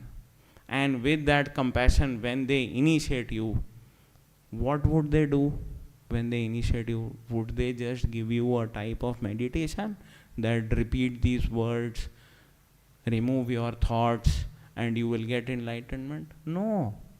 The meditation is for the mind. They take charge of your unit of consciousness, of your awareness, of your attention. They take charge of your unit of mind coming from the universal mind. They say that when we accept you, we take your complete responsibility. You are done. Your sinchit have been burnt. Paltu लिखा नसीब का संत कर देते हैं फेर. On that note, I remember a story of Baba Jaimal Singh Ji. Once Baba Jaimal Singh Ji, master of Bade Maharaj Ji, went to Ambala on a request of a disciple. And he had to spend a month there. So that Sevadar made arrangements. In Ambala there was a very known accountant by the name Hukam Singh. That Sevadar was a friend of Hukam Singh. He said, come along, Baba Jaimal Singh Ji is here for a month, you'll get initiated, I'll put in a word and Baba Jaimal Singh Ji will initiate you. On the first day, this Sevadar made a request that Baba Ji, please initiate my friend Hukam Singh. He is a very influential person. If he gets initiated, there are many disciples who will come, but just by seeing his name, that Hukam Singh is also gotten initiated. Babaji said, please, I don't want to initiate him. Leave this request there. I'll do satsang for 1 month. There's a lot of other seekers coming, lot of other satsangis coming. They will benefit. Leave Hukam Singh. The Sevadar reinforced that. He said, no, Babaji, just initiate him. You can do anything. You are part of the Shabd. Babaji then said, he has a heavy load of karma. Please don't force me to initiate him. The Seva then reiterated, Babaji, for you what karmas are there? You are above karmas. You can burn them anyway, anytime. Please initiate Hukam Singh. Out of the endless request of that Sevadar, Baba Jaimal Singh Ji made an exception. That okay, I will initiate Hukam Singh on one condition. Make my bullock card ready. I will just initiate him and then I will go back to Bias. And the Sevadar was ready. He was happy that Hukam Singh will get initiated. Hukam Singh got initiated. Jaimal Singh Ji took his bullock cart, went to Bias. In the route, there was Great Master's town. He met Great Master. Great Master said, would you spend some time and give darshan to the Sangat here? Babaji said, no, I am going to Bias. There's something important I have to do. And he said, don't come on this Sunday. Great Master had a practice that every Sunday he used to go to Bias. Baba Jaimal Singh Ji said, Bapu, don't come on this Sunday. And Great Master was just contemplating why Babaji is stopping him. He thought that, maybe he's doing more seva, not giving time to the homely affairs. He should give time at the homely affairs. Baba Jaimal Singh Ji reached Bias. He locked him up in his hut. Bibi Ruko was told not to call upon a doctor. he had severe fever for 12 days. He had fever. Bibi Ruko was crying and was in troublesity. What has happened? He reinforced, gave confidence that I am not leaving now. After 12 days, call upon the doctor. After 12 days, doctor was called. The fever came down. The next Sunday, after the 12th day, Great Master came to Beas, and he had a personal meet with Baba Jaimal Singh Ji and asked what had happened. So Baba Jaimal Singh Ji said, no, I am not going to tell you. Nothing had happened. There's something which happened which you don't have to care about. It is done and dusted. But Great Master, being Great Master, always curious, he asked again, please tell me, I want to know. Baba Jaimal Singh Ji said, I am only telling you on this condition that till I am alive, you will not let this thing out. Great Master said, okay, it's a promise that till you are alive, this thing will not be out. He said that I had to initiate Hukam Singh, who had a lot of karma. And Babaji, Great Master asked, how much karma? He said he had to be fried for 7 lives on a tawa, on a burning vessel. For 7 lives, he had to be burning. That heavy load of karma I had to take upon myself. I had to suffer for 12 days, and his 7 lives of karma are burnt. This is how a perfect living master burns your karma. When they say that you are initiated by a perfect living master, your Sinchit is burnt, like Hukam Singh's Sinchit was burnt. Your Pralabad is lightened because you do meditation. Your Kareman is also lightened because you are given instructions: no non-veg, no infidelity, no eggs, no drugs, no intoxication. The only intoxication you can practice is meditation with love and devotion.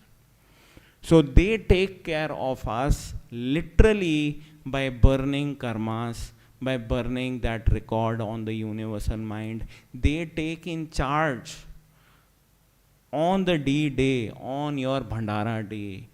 You will experience your Guru will be coming to take you. Not any angel of death will come. Your Guru will come and take you and take charge of you. Your file has been transferred from the domain of mind, Kal, Maya, Dharamraj, Yamdut, and given to Dayal.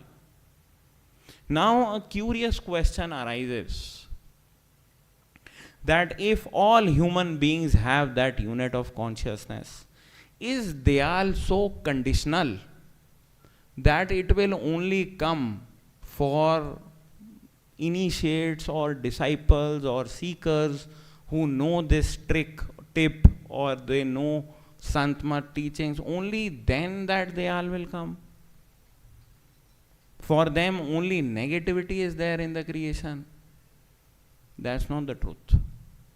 The real truth is, on a D-Day of any human being, both Dayal and Kal come together. You as a human being, your attention was always trapped in your desires, in your worldly chores, which are part of the mind. You do not have that awareness or realization of a Dayal. Dayal comes there, but you don't have that realization that Dayal has also come. You are spellbound by your desires. You are spellbound by your karmas. You are spellbound by the flashback, by your attachments. As a disciple, as a seeker, you have that innermost seeking of going out of it. That is first thing. Second most thing, if you are a disciple, you have been initiated, you have some amount of devotion towards your Guru. You have some amount of done some seva for your Guru. Your in your flashback only you will get aware of it, and all your attention will come towards your Guru. This is the differentiation between a human being which is spellbound by karmas and a difference between a satsangi or a disciple of a perfect living master. This is what we are trying to celebrate. That not only on Great Master's 2nd April, every disciple's 2nd April, if you have that yearning of going back, you will establish a connection with your master, with your guru. In this life, you will be able to appreciate what his teachings are. You will be able to appreciate what your mental will is and what your spiritual will is. You will make your life, a mental life, more enjoyable because you have differentiated from the mind, you have differentiated yourself from the karmas. You are just an experiencer here. You are coming here for experience. You are coming here just to enjoy the drama which is coming along with emotions up and down. You will like the roller coaster ride more. And when it is ending, it will end happily, and you will appreciate how a perfect living master takes you forward in your journey. So that is the fundamental difference why these Sant Mat teachings have importance in a human life. Why you as a human being, you should at least learn or seek, know what the power of seeking has in you. Seeking is very much powerful, I am telling you. Power of seeking only brings a perfect living master in your life. Ishwarji used to say, seeking is a secret, love and devotion is the key. That if you become a seeker, you can seek anything out of the world also. Then you are seeker of the world. But if you are innermost, you have that seeking of going back, in time you will be found by a perfect living master. You will be initiated by a perfect living master. All your mind doubts will be solved. You will meditate. Living here only you will meditate in your grahast jivan. You don't have to renounce the world to meditate. In your daily life only you will be given tips that you have to meditate, do seva, have nishkam bhav, do karma, but do not expect out of that. You will be given tips and tricks that in your own family life you will be able to meditate, realize these truths, and be on the means of beating the mind and becoming a true warrior. You don't have to renounce there is a big misconception people have that you have to renounce the world to meditate. No, you have to be in the world. You have to face your karmas and then follow this path.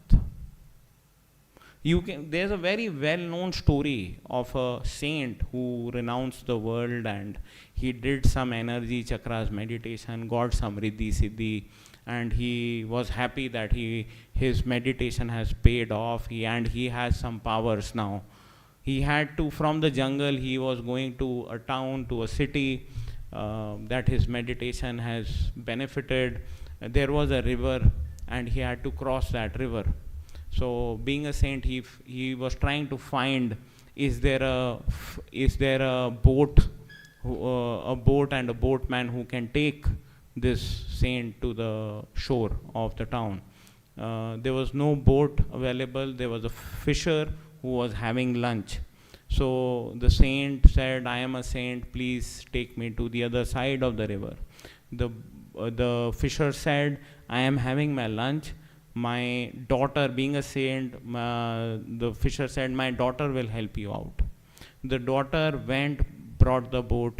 Now this saint did not see a woman for so many years while he was meditating. The feeling of lust came into him. Mind played his game of lust. He used the child lust to bring him again in his mind.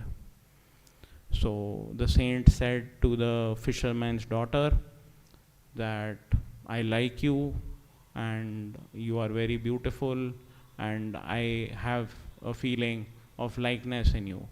That fisherman's daughter said, I am a fisherman's daughter, I am smelling, I am younger to you, you should have respect. What are you thinking of this? Or how can you think about me like this? The saint said, with one mantra, with his riddhi, he took away the smell of fishes and everything. With one mantra, he said, no one will see you now. Then the fisherman's daughter said that the sky is seeing, the water is seeing. With one mantra, it became all dark. With one mantra, the water dried up. Then the daughter said, you meditated so much and you lost everything in your meditation, all your riddhis and siddhis, just by seeing a girl. What kind of meditation you did? So he did not gain any wisdom. He did not gain any spiritual truth. Similar is the story of Ravana. If you see Ramayana, he was a Tikadhari Pandit. If you see his forefathers, they were also Pandits. And he used to he was a very big devotee of Shiva. What karmas he did in anger, in lust, what he did. And he lost it all. So you do not have to renounce the world to be spiritual. In your life itself, you will meditate, you will make your karma your dharma, and on your daily basis, you will make progress. They say a Gurumukh is honey in water. Honey doesn't dissolve in water. A Manmukh is sugar in water. So you have to be that honey in water. Stay in the world. Do your karmas to your best. Do your duty to the best and leave the rest. Karma su kaushalam. Become a karam yogi. And then when you start doing this karam yogi thing, that I don't need anything out of it, this is my duty, I am doing it as a duty, you will see the results are amplified. You with your contemplation and expectation also would not have been able to get these results. You will feel that there is some upper hand on you which is working for you, with you always. And with that experience every day, every time, you will eventually become a Bhakta Yogi. You will become a Bhagat of that Karta Purak. So, spirituality is basically getting these teachings and applying. The point is in application of these concepts in your life. Now, let me take some time to explain the mechanics of how Surat Shabd Yoga works. So, as we explained, Surat means your attention, and Shabad means that creative power, and we have to, the Yoga means Surat gets a union in the Shabad. Now, in this practice of meditation, only your attention has to be used. Attention, if we explain, has two parts. The power of listening and power of seeing comes from your attention only. It is not part of your universal mind. At your third eye center, which is behind your eyes, in between your ears, if you close your eyes, if you are able to see darkness and you see you are not the darkness, you are behind the darkness. That is the notional point where that third eye center works, where your attention is working from. All you have to do now is, with the tips and tricks of Surat Shabd Yoga, you have to take this attention, concentrate it, and take it towards the center of awarenesses. So, what are these techniques and tools given to us by Perfect Living Master is, one is they give Simran. There's a mantra. They will give you a mantra to repeat. Once you establish yourself on the third eye center, you will be given a mantra. But before doing that mantra, perfect living masters like Great Master and Ishwar ji used to profess that you have to establish yourself at the third eye center. You have to feel that you are at the third eye center. Now, how do we do that? The mechanism what Ishwar ji used to explain, which was the same mechanism told to him by Great Master, is that the power of imagination. If you can imagine anything in your mind, that power is coming from the third eye center. Anything which you think, any thought which your comes, anything which you imagine, that, for example, you bought a chair. That chair is of brown color. And your son says, Mother, just imagine how this chair will look if it's in a red color. Will you be able to imagine that? Yes or no? I think yes. That power of imagination is to be used to establish yourself at the third eye center. That's it. We use now many people say that this is imagination is imaginary, is illusionary, it is not real. Yes, when you have awareness of the physical world, imagination is imaginary. But when you concentrate your attention at the third eye center, the world of imagination opens itself up as the astral world, which is the next step in your center of awarenesses, which is the next world which you can explore out of self, which is a blueprint of this physical world. It is an overlap in you right now which you are not aware of. Your astral self is a blueprint of your physical form. But you cannot right now access it because we are not aware of it.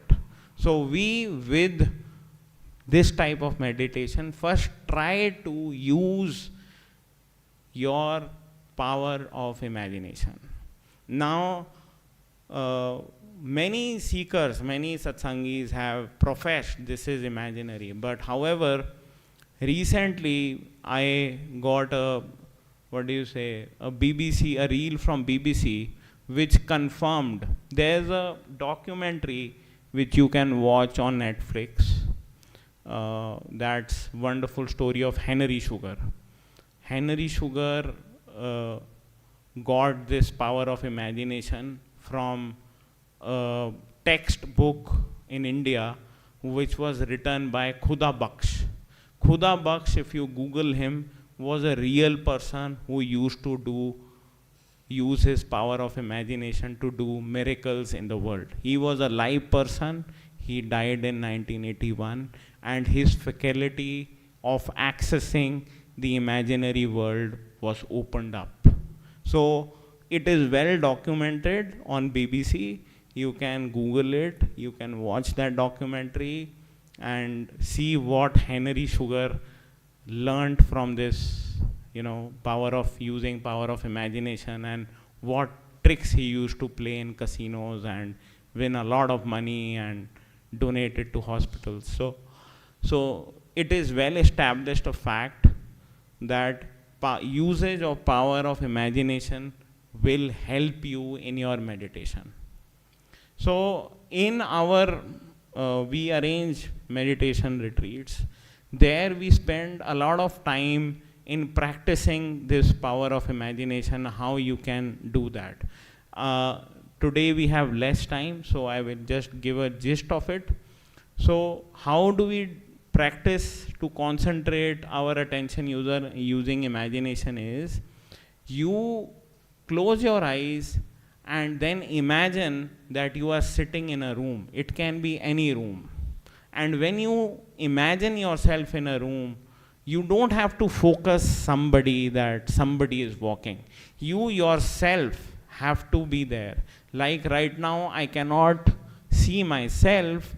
You, in your imagination, have to be an imaginary self who can see your hands, your legs, your torso, your arms, and you yourself have to feel that you are there. The more faculty of mind used in making that imagination, the better the imagination works for you. So it is a practice which you can do in before starting any other part of this type of meditation. To that you have to be established at your third eye center using this imagination, that you imagine that you are sitting in a room. You can construct that room, you can beautify that room, you can have your favorite flooring, you can have your favorite chair, you can have your favorite drink, you can have your favorite snack, you can see your favorite bouquet. So all these type of exercises we do in imagination part of this meditation retreat, and we have observed that seekers benefit when they start with imagination. They benefit to a large extent when they do the other parts, which is Simran and Dhyan. Why? The reason is simple. We right now, our minds, a working mind, this is also a fact, can generate more than 20-25 thoughts in a minute. A well-established mind, you can count it out also, you can time your mind, you will generate 20 to 25 thoughts on an average in a minute. All those thoughts would be regarding your work, regarding your relationships, regarding anything in office or any daily chore you are doing, everything outside. Now, by the use of this imagination, what we have done is, we have told the mind not to think about these thoughts, but to construct something which we want. Don't think about office, but think about this imaginary room. So the mind starts building that, and it is taking construct from you, it's taking directions from you. How do you want to build that room? What all changes you need? And you become a director of that room, that mind, do this, do that. So in that moment, you did not use the mind and its faculties anything rather than that imagination.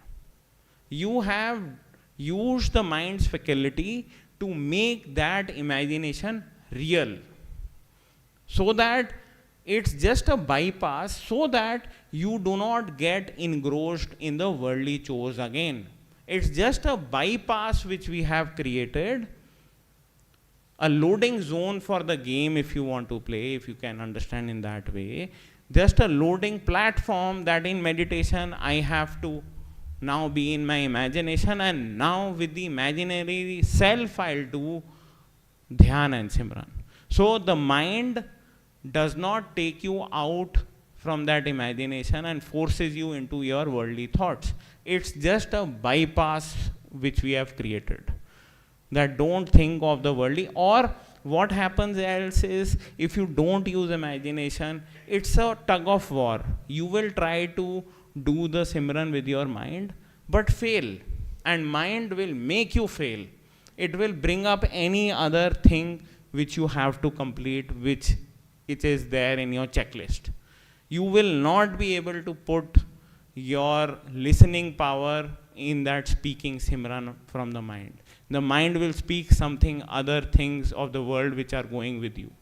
So we've just created a platform, a bypass path, that put the mind in construction of this imagination, and you direct the mind that what the mind has to do next. Once the mind is busy in that, then also while constructing also, you will be coming out of that imagination going in. It is not a continuous thing, because mind doesn't have that habit of withdrawing everything inside and constructing inside.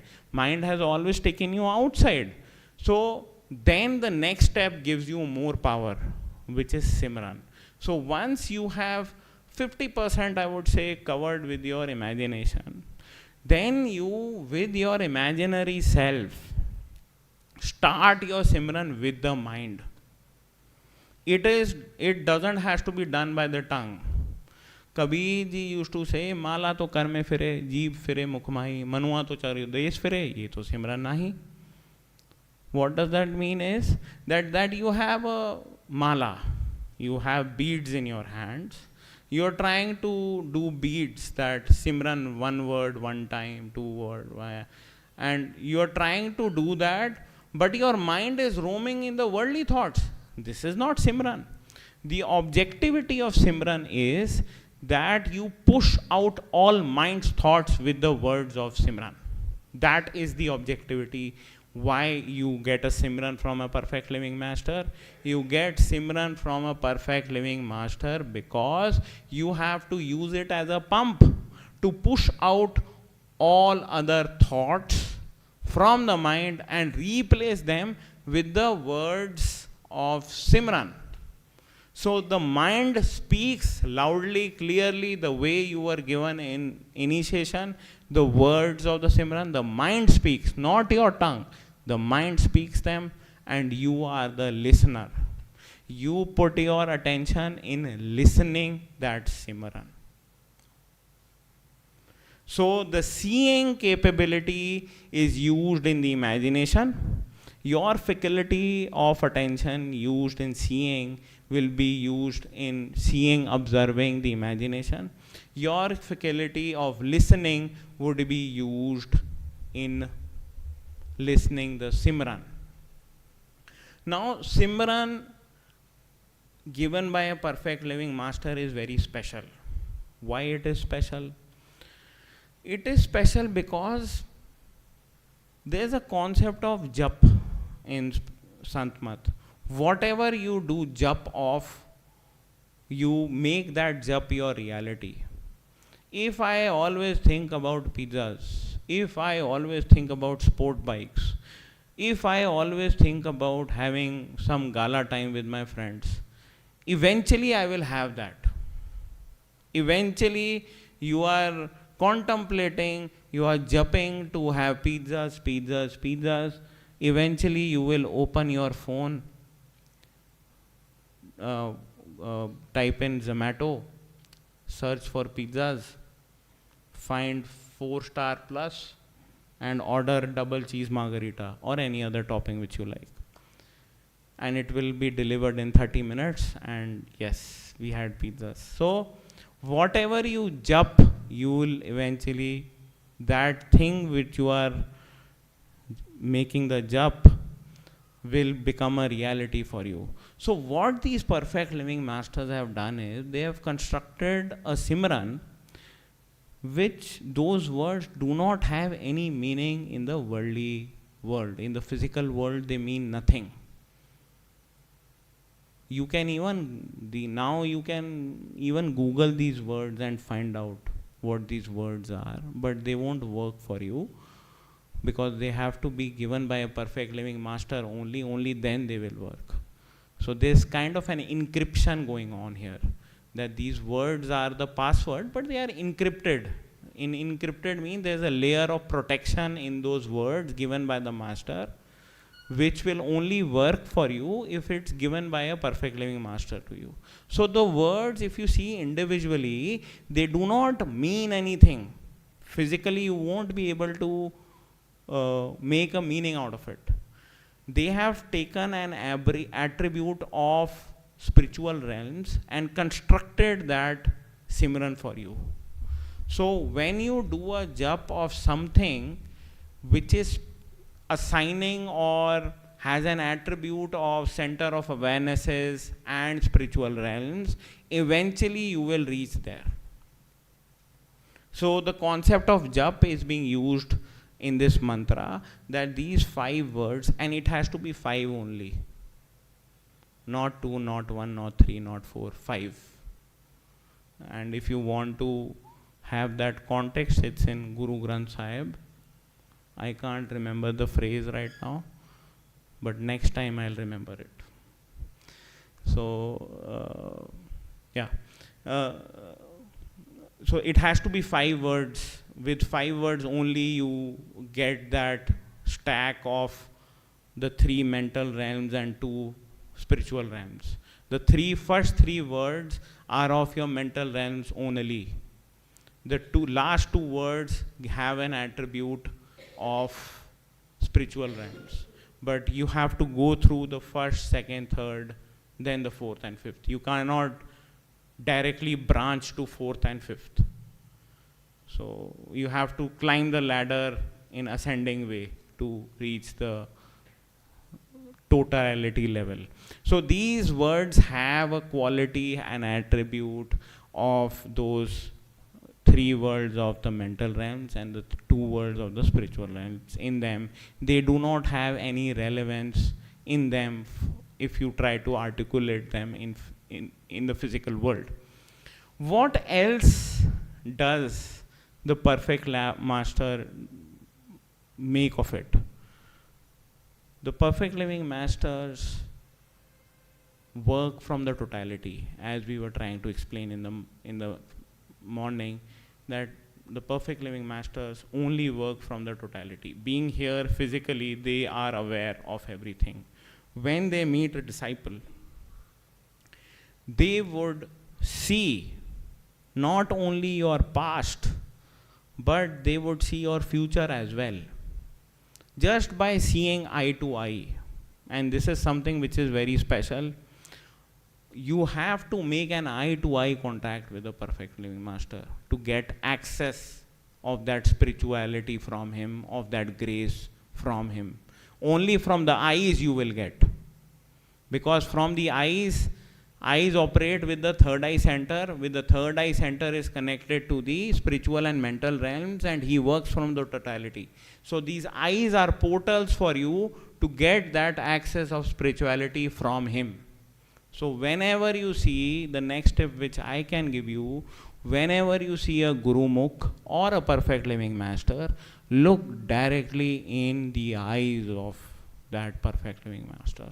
Only then you will feel that vibe. Okay, so the point I was trying to make here was that the perfect living masters not only read your Antishkaran, but they see what future you have as a unit of consciousness. If is your unit of consciousness in the near future going to access those spiritual realms, only then they will invest the power of Simran in you. If they see you have a good future, you are going to experience in the future these realms, only then they will give you initiation, or you have to wait. So they are very, they value the Simran too much. They don't give it like that only. They only give Simran to the ones who are deserving, not to the ones who have a future in that realms. Only then your meditation will work. Only then when you do the jap, the mantra, the recitation, the realms will come to you. So they very well know that this soul is going to make progress. This soul is going to experience. Let's just give the Simran words. And those are charged words, as I said, tried to give you an example. It's encrypted. When you get these words from a perfect living master, you can fight any kind of negativity in your life or in meditation with that. No negativity, no black magic, no bhoot pret, no possessed souls or disembodied spirits would ever come near to you. There are many stories what Ishwar used to explain in his discourses. You can hear them. You can fight with them any kind of negativity. Negativity can come from anywhere in your life. It can be coming from your school, from your friends, from your family, from outside, in your parking lot, with your neighbors, anywhere. Any kind of negativity can be fought by using Simran. You just have to start doing your Simran and you will be taken care of. This is a sword for the warrior. If the Chela is a warrior, Simran is a sword for fighting the negativity out of your life and beyond. what all other benefits we have. So when you do imagination with Simran, your power of listening and seeing are used, and you feel, and the mind is reciting the Simran, you feel you are something different from the mind. You are someone else from the mind. You are not the mind. You're someone else. So this is the first time you have made a barrier which is a knot tied down in your third eye center, that the mind and the soul are knotted with each other. This is the first loosening of that knot that you have made with meditation, with Simran and imagination, that you get a feeling that I am someone else. I am not the speaker here. I am an observer here. This is the other realization you can get with Simran. Anything else we can get? Yes. The Simran was given to you by your master. So the course of Simran is not completed by the number of times you have to recite that mantra. The course of Simran is complete when the Simran automatically make your mind remembers of your master, which is Dhyan. Simran takes you to Dhyan. Simran is the stepping stone for you to do good quality Dhyan. Any Dhyan done without Simran can be bogus. Simran testifies, verifies, validates the Dhyan coming in meditation while doing Simran is the real radiant form of your master. Without Simran, it is all hocus pocus. It can be a form of your mind. So with Simran, naturally, automatically your mind will remember your Guru, because this Simran was given to you by your Guru. Which is the next step, that with imagination, you have to do Simran and then you come into Dhyan. When you do Dhyan, you have to make sure that it comes from a memory. If you are imagining master, that is not a true Dhyan. It can be used as a stepping stone. If to practice for non-initiates, you can do that. For the people who have come here physically, the second half will be meditation, so you will practice that with us today. But true Dhyan is out of memory. When you remember when you met your master, when you had that feeling of love, when he accepted you as a disciple, that feeling, that connection when he made with you, you remember that. That comes up in your meditation. He said something to you, walking down to you, and while you are doing Simran, he turns back to you again and says something new which was not there in the memory. When he says something new in the memory while doing Simran, that means that is the radiant form talking to you. And all a disciple has to do in the lifetime is to do such kind of meditation wherein he can access the radiant form, so that he can stay connected with the radiant form of the master in meditation and any time. So that is true Dhyan. That with Simran you have to come, remember your Guru, and naturally your mind will bring up memories of your Guru. It will come and go because your attention is not concentrated. But eventually, when you do it with the feeling of devotion, Dhyan inculcates feeling of bhakti, feeling of devotion in your meditation. Up till Dhyan, before Dhyan, everything which you are doing is mechanical. It doesn't have that ras. It doesn't have that premi bhav. It doesn't have that devotion. It is all mental. Your meditation will become devotional, spiritual, only when you do good quality Dhyan. With Dhyan, you can have any conversation with him. If you are good at singing, you can sing Shabads to him. If you are good at art form, you can do any kind of art for him. You can give him a new gift which you built and offer him as an offering. So the devotion part of it in meditation is an art. It is not mental. It is something which your by artistic faculty of yours is taken control of it. So devotion, good quality dhyan comes with good devotion.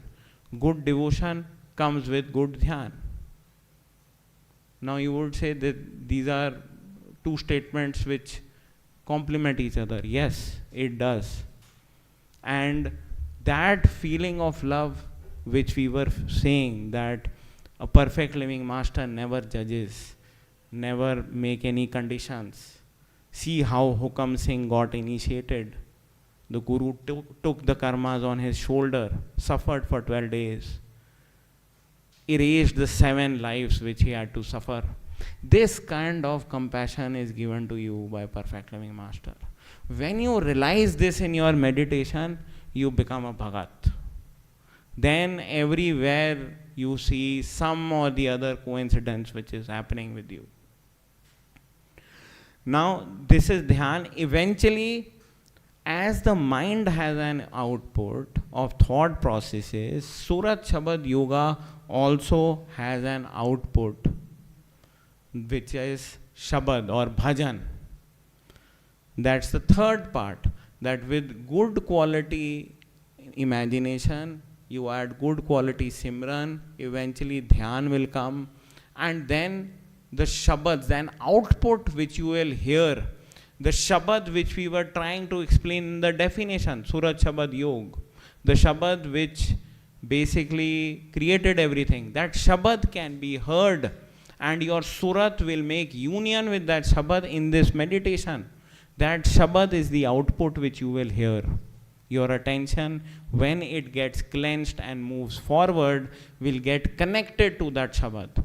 And there are five stages of that connection. The first stage is Varnatmak, which is Simran. If you listen your Simran, that is your first sound. When your course of Simran and Dhyan is complete, a Dhun will come. Dhunatmak. It will come not from the left, not from the right. It will come from the center. It will have a pull. That is Dhunatmak Shabad. In the Bani, it has a reference. Dhun, Swamiji used to explain, Dhun sun ke man samjhai. That when you listen that Dhun, your mind will automatically understand what is happening now. It will not interfere. It will help you in making that connection. Dhun sun ke man samjhai. This is well written by Swamiji Maharaj, who was the guru of Baba Jaimal Singh Ji. So when you listen that Dhun, the Dhun will take you forward. The Dhun has the power to take your attention, travel with that attention to the next sound, which is Anhad, which we were saying where all the records, all your karmas were sitting, the universal mind, where there were unlimited karmas for a unit of consciousness. For all unit of consciousness, those all Anhad karmas are sitting in that domain of causal world. The Anhad sound resembles that you have reached the causal mind. It is Anhad, it's a surround sound. You can't start the starting point of it, you can't find the ending point of it. It is Anhad. Once you travel with Anhad, eventually with utmost devotion, you will listen the Sar Shabd, which is the fourth and the first spiritual experience which you will have, that the Sar Shabd is coming from you. You are the Sar Shabd. The unit, you have reached the stage where the unit was constructed from the totality. In your meditation, I'm not saying this will have happen after the D-Day. Sitting here, in your human life, you can experience all these stages sitting here only in a human life after getting initiation from a perfect living master. You will experience that you are that unit of consciousness which has sound and light, light and sound together. The light has sound, the sound has light. And it's coming out of you. You are making your unit mind. You'll get that awareness then. When you get to hear that Sar Shabd, you'll feel it's coming from you. And when you listen to that, you will get awareness that how this Sar was made. You will see how the Sar was made. You will see that all say that a drop is part of the ocean, but you will realize every drop has that ocean. That if that ocean, if that totality wasn't there, your unit was not existent. Because of that totality, your unit exists. Because of that totality, that Shabd, you have a unit of Shabd. And when you feel that, you want to get merged with that. And that is the last stage, Sat Shabd. When you hear that, you can't hear that, you become that. You become total with that. That is Bhandara, that the great master's teachings, Nami Naam Ek Ho Gaya. Jo meditation, the meditation which he did, he experienced those levels and he merged with that last Shabad into that and become one with the one. Sitting here, not going to any temple or anywhere, work from home or anywhere which you like. In your imagination, you can start doing this and get these realizations. How the totality works, how the totality works through you. What feeling do you get when you have that hearing of Sat Shabd? You see how totality is working in everyone. You get the feeling, manda kisnu aakhiye, je dooja hove koi. Dooja hai hi nahi koi, manda hai hi nahi koi. So, this is a way of life to know your reality and the potential a human being has. Human being, as a human being, you have a potential of becoming almighty. That is the biggest potential a human being, a human life can give you. What all things we ask? We ask for very small things. Our potential is something which is almighty, which will be there every time, everywhere. You have that potential in you. Perfect living masters are such kind of philosopher's stones. A normal philosopher's stone would turn any kind of material into gold. Perfect living masters are such kind of philosopher's stone which convert you also into a philosopher's stone. You yourself have that potential. It's like Hanuman. Just to give an example. Hanuman did not know about his powers. But when he was realized he is Hanuman, he got those powers. So you have that. His height is infinite, they say. So you have that capability, faculty of becoming Hanuman of totality of consciousness in this life. The only thing stopping you is your mind. The mind needs meditation. Meditation works only when done with love and devotion. If it's done with effort, you will fail. It has to be effortless. So Ishwar ji used to emphasize, do bhakti of your guru. Bhakti of your guru can be inculcated if you do seva for your guru. Seva, they say, great master used to say, if you done seva in the best way, it is equal to meditation. It's the biggest shortcut.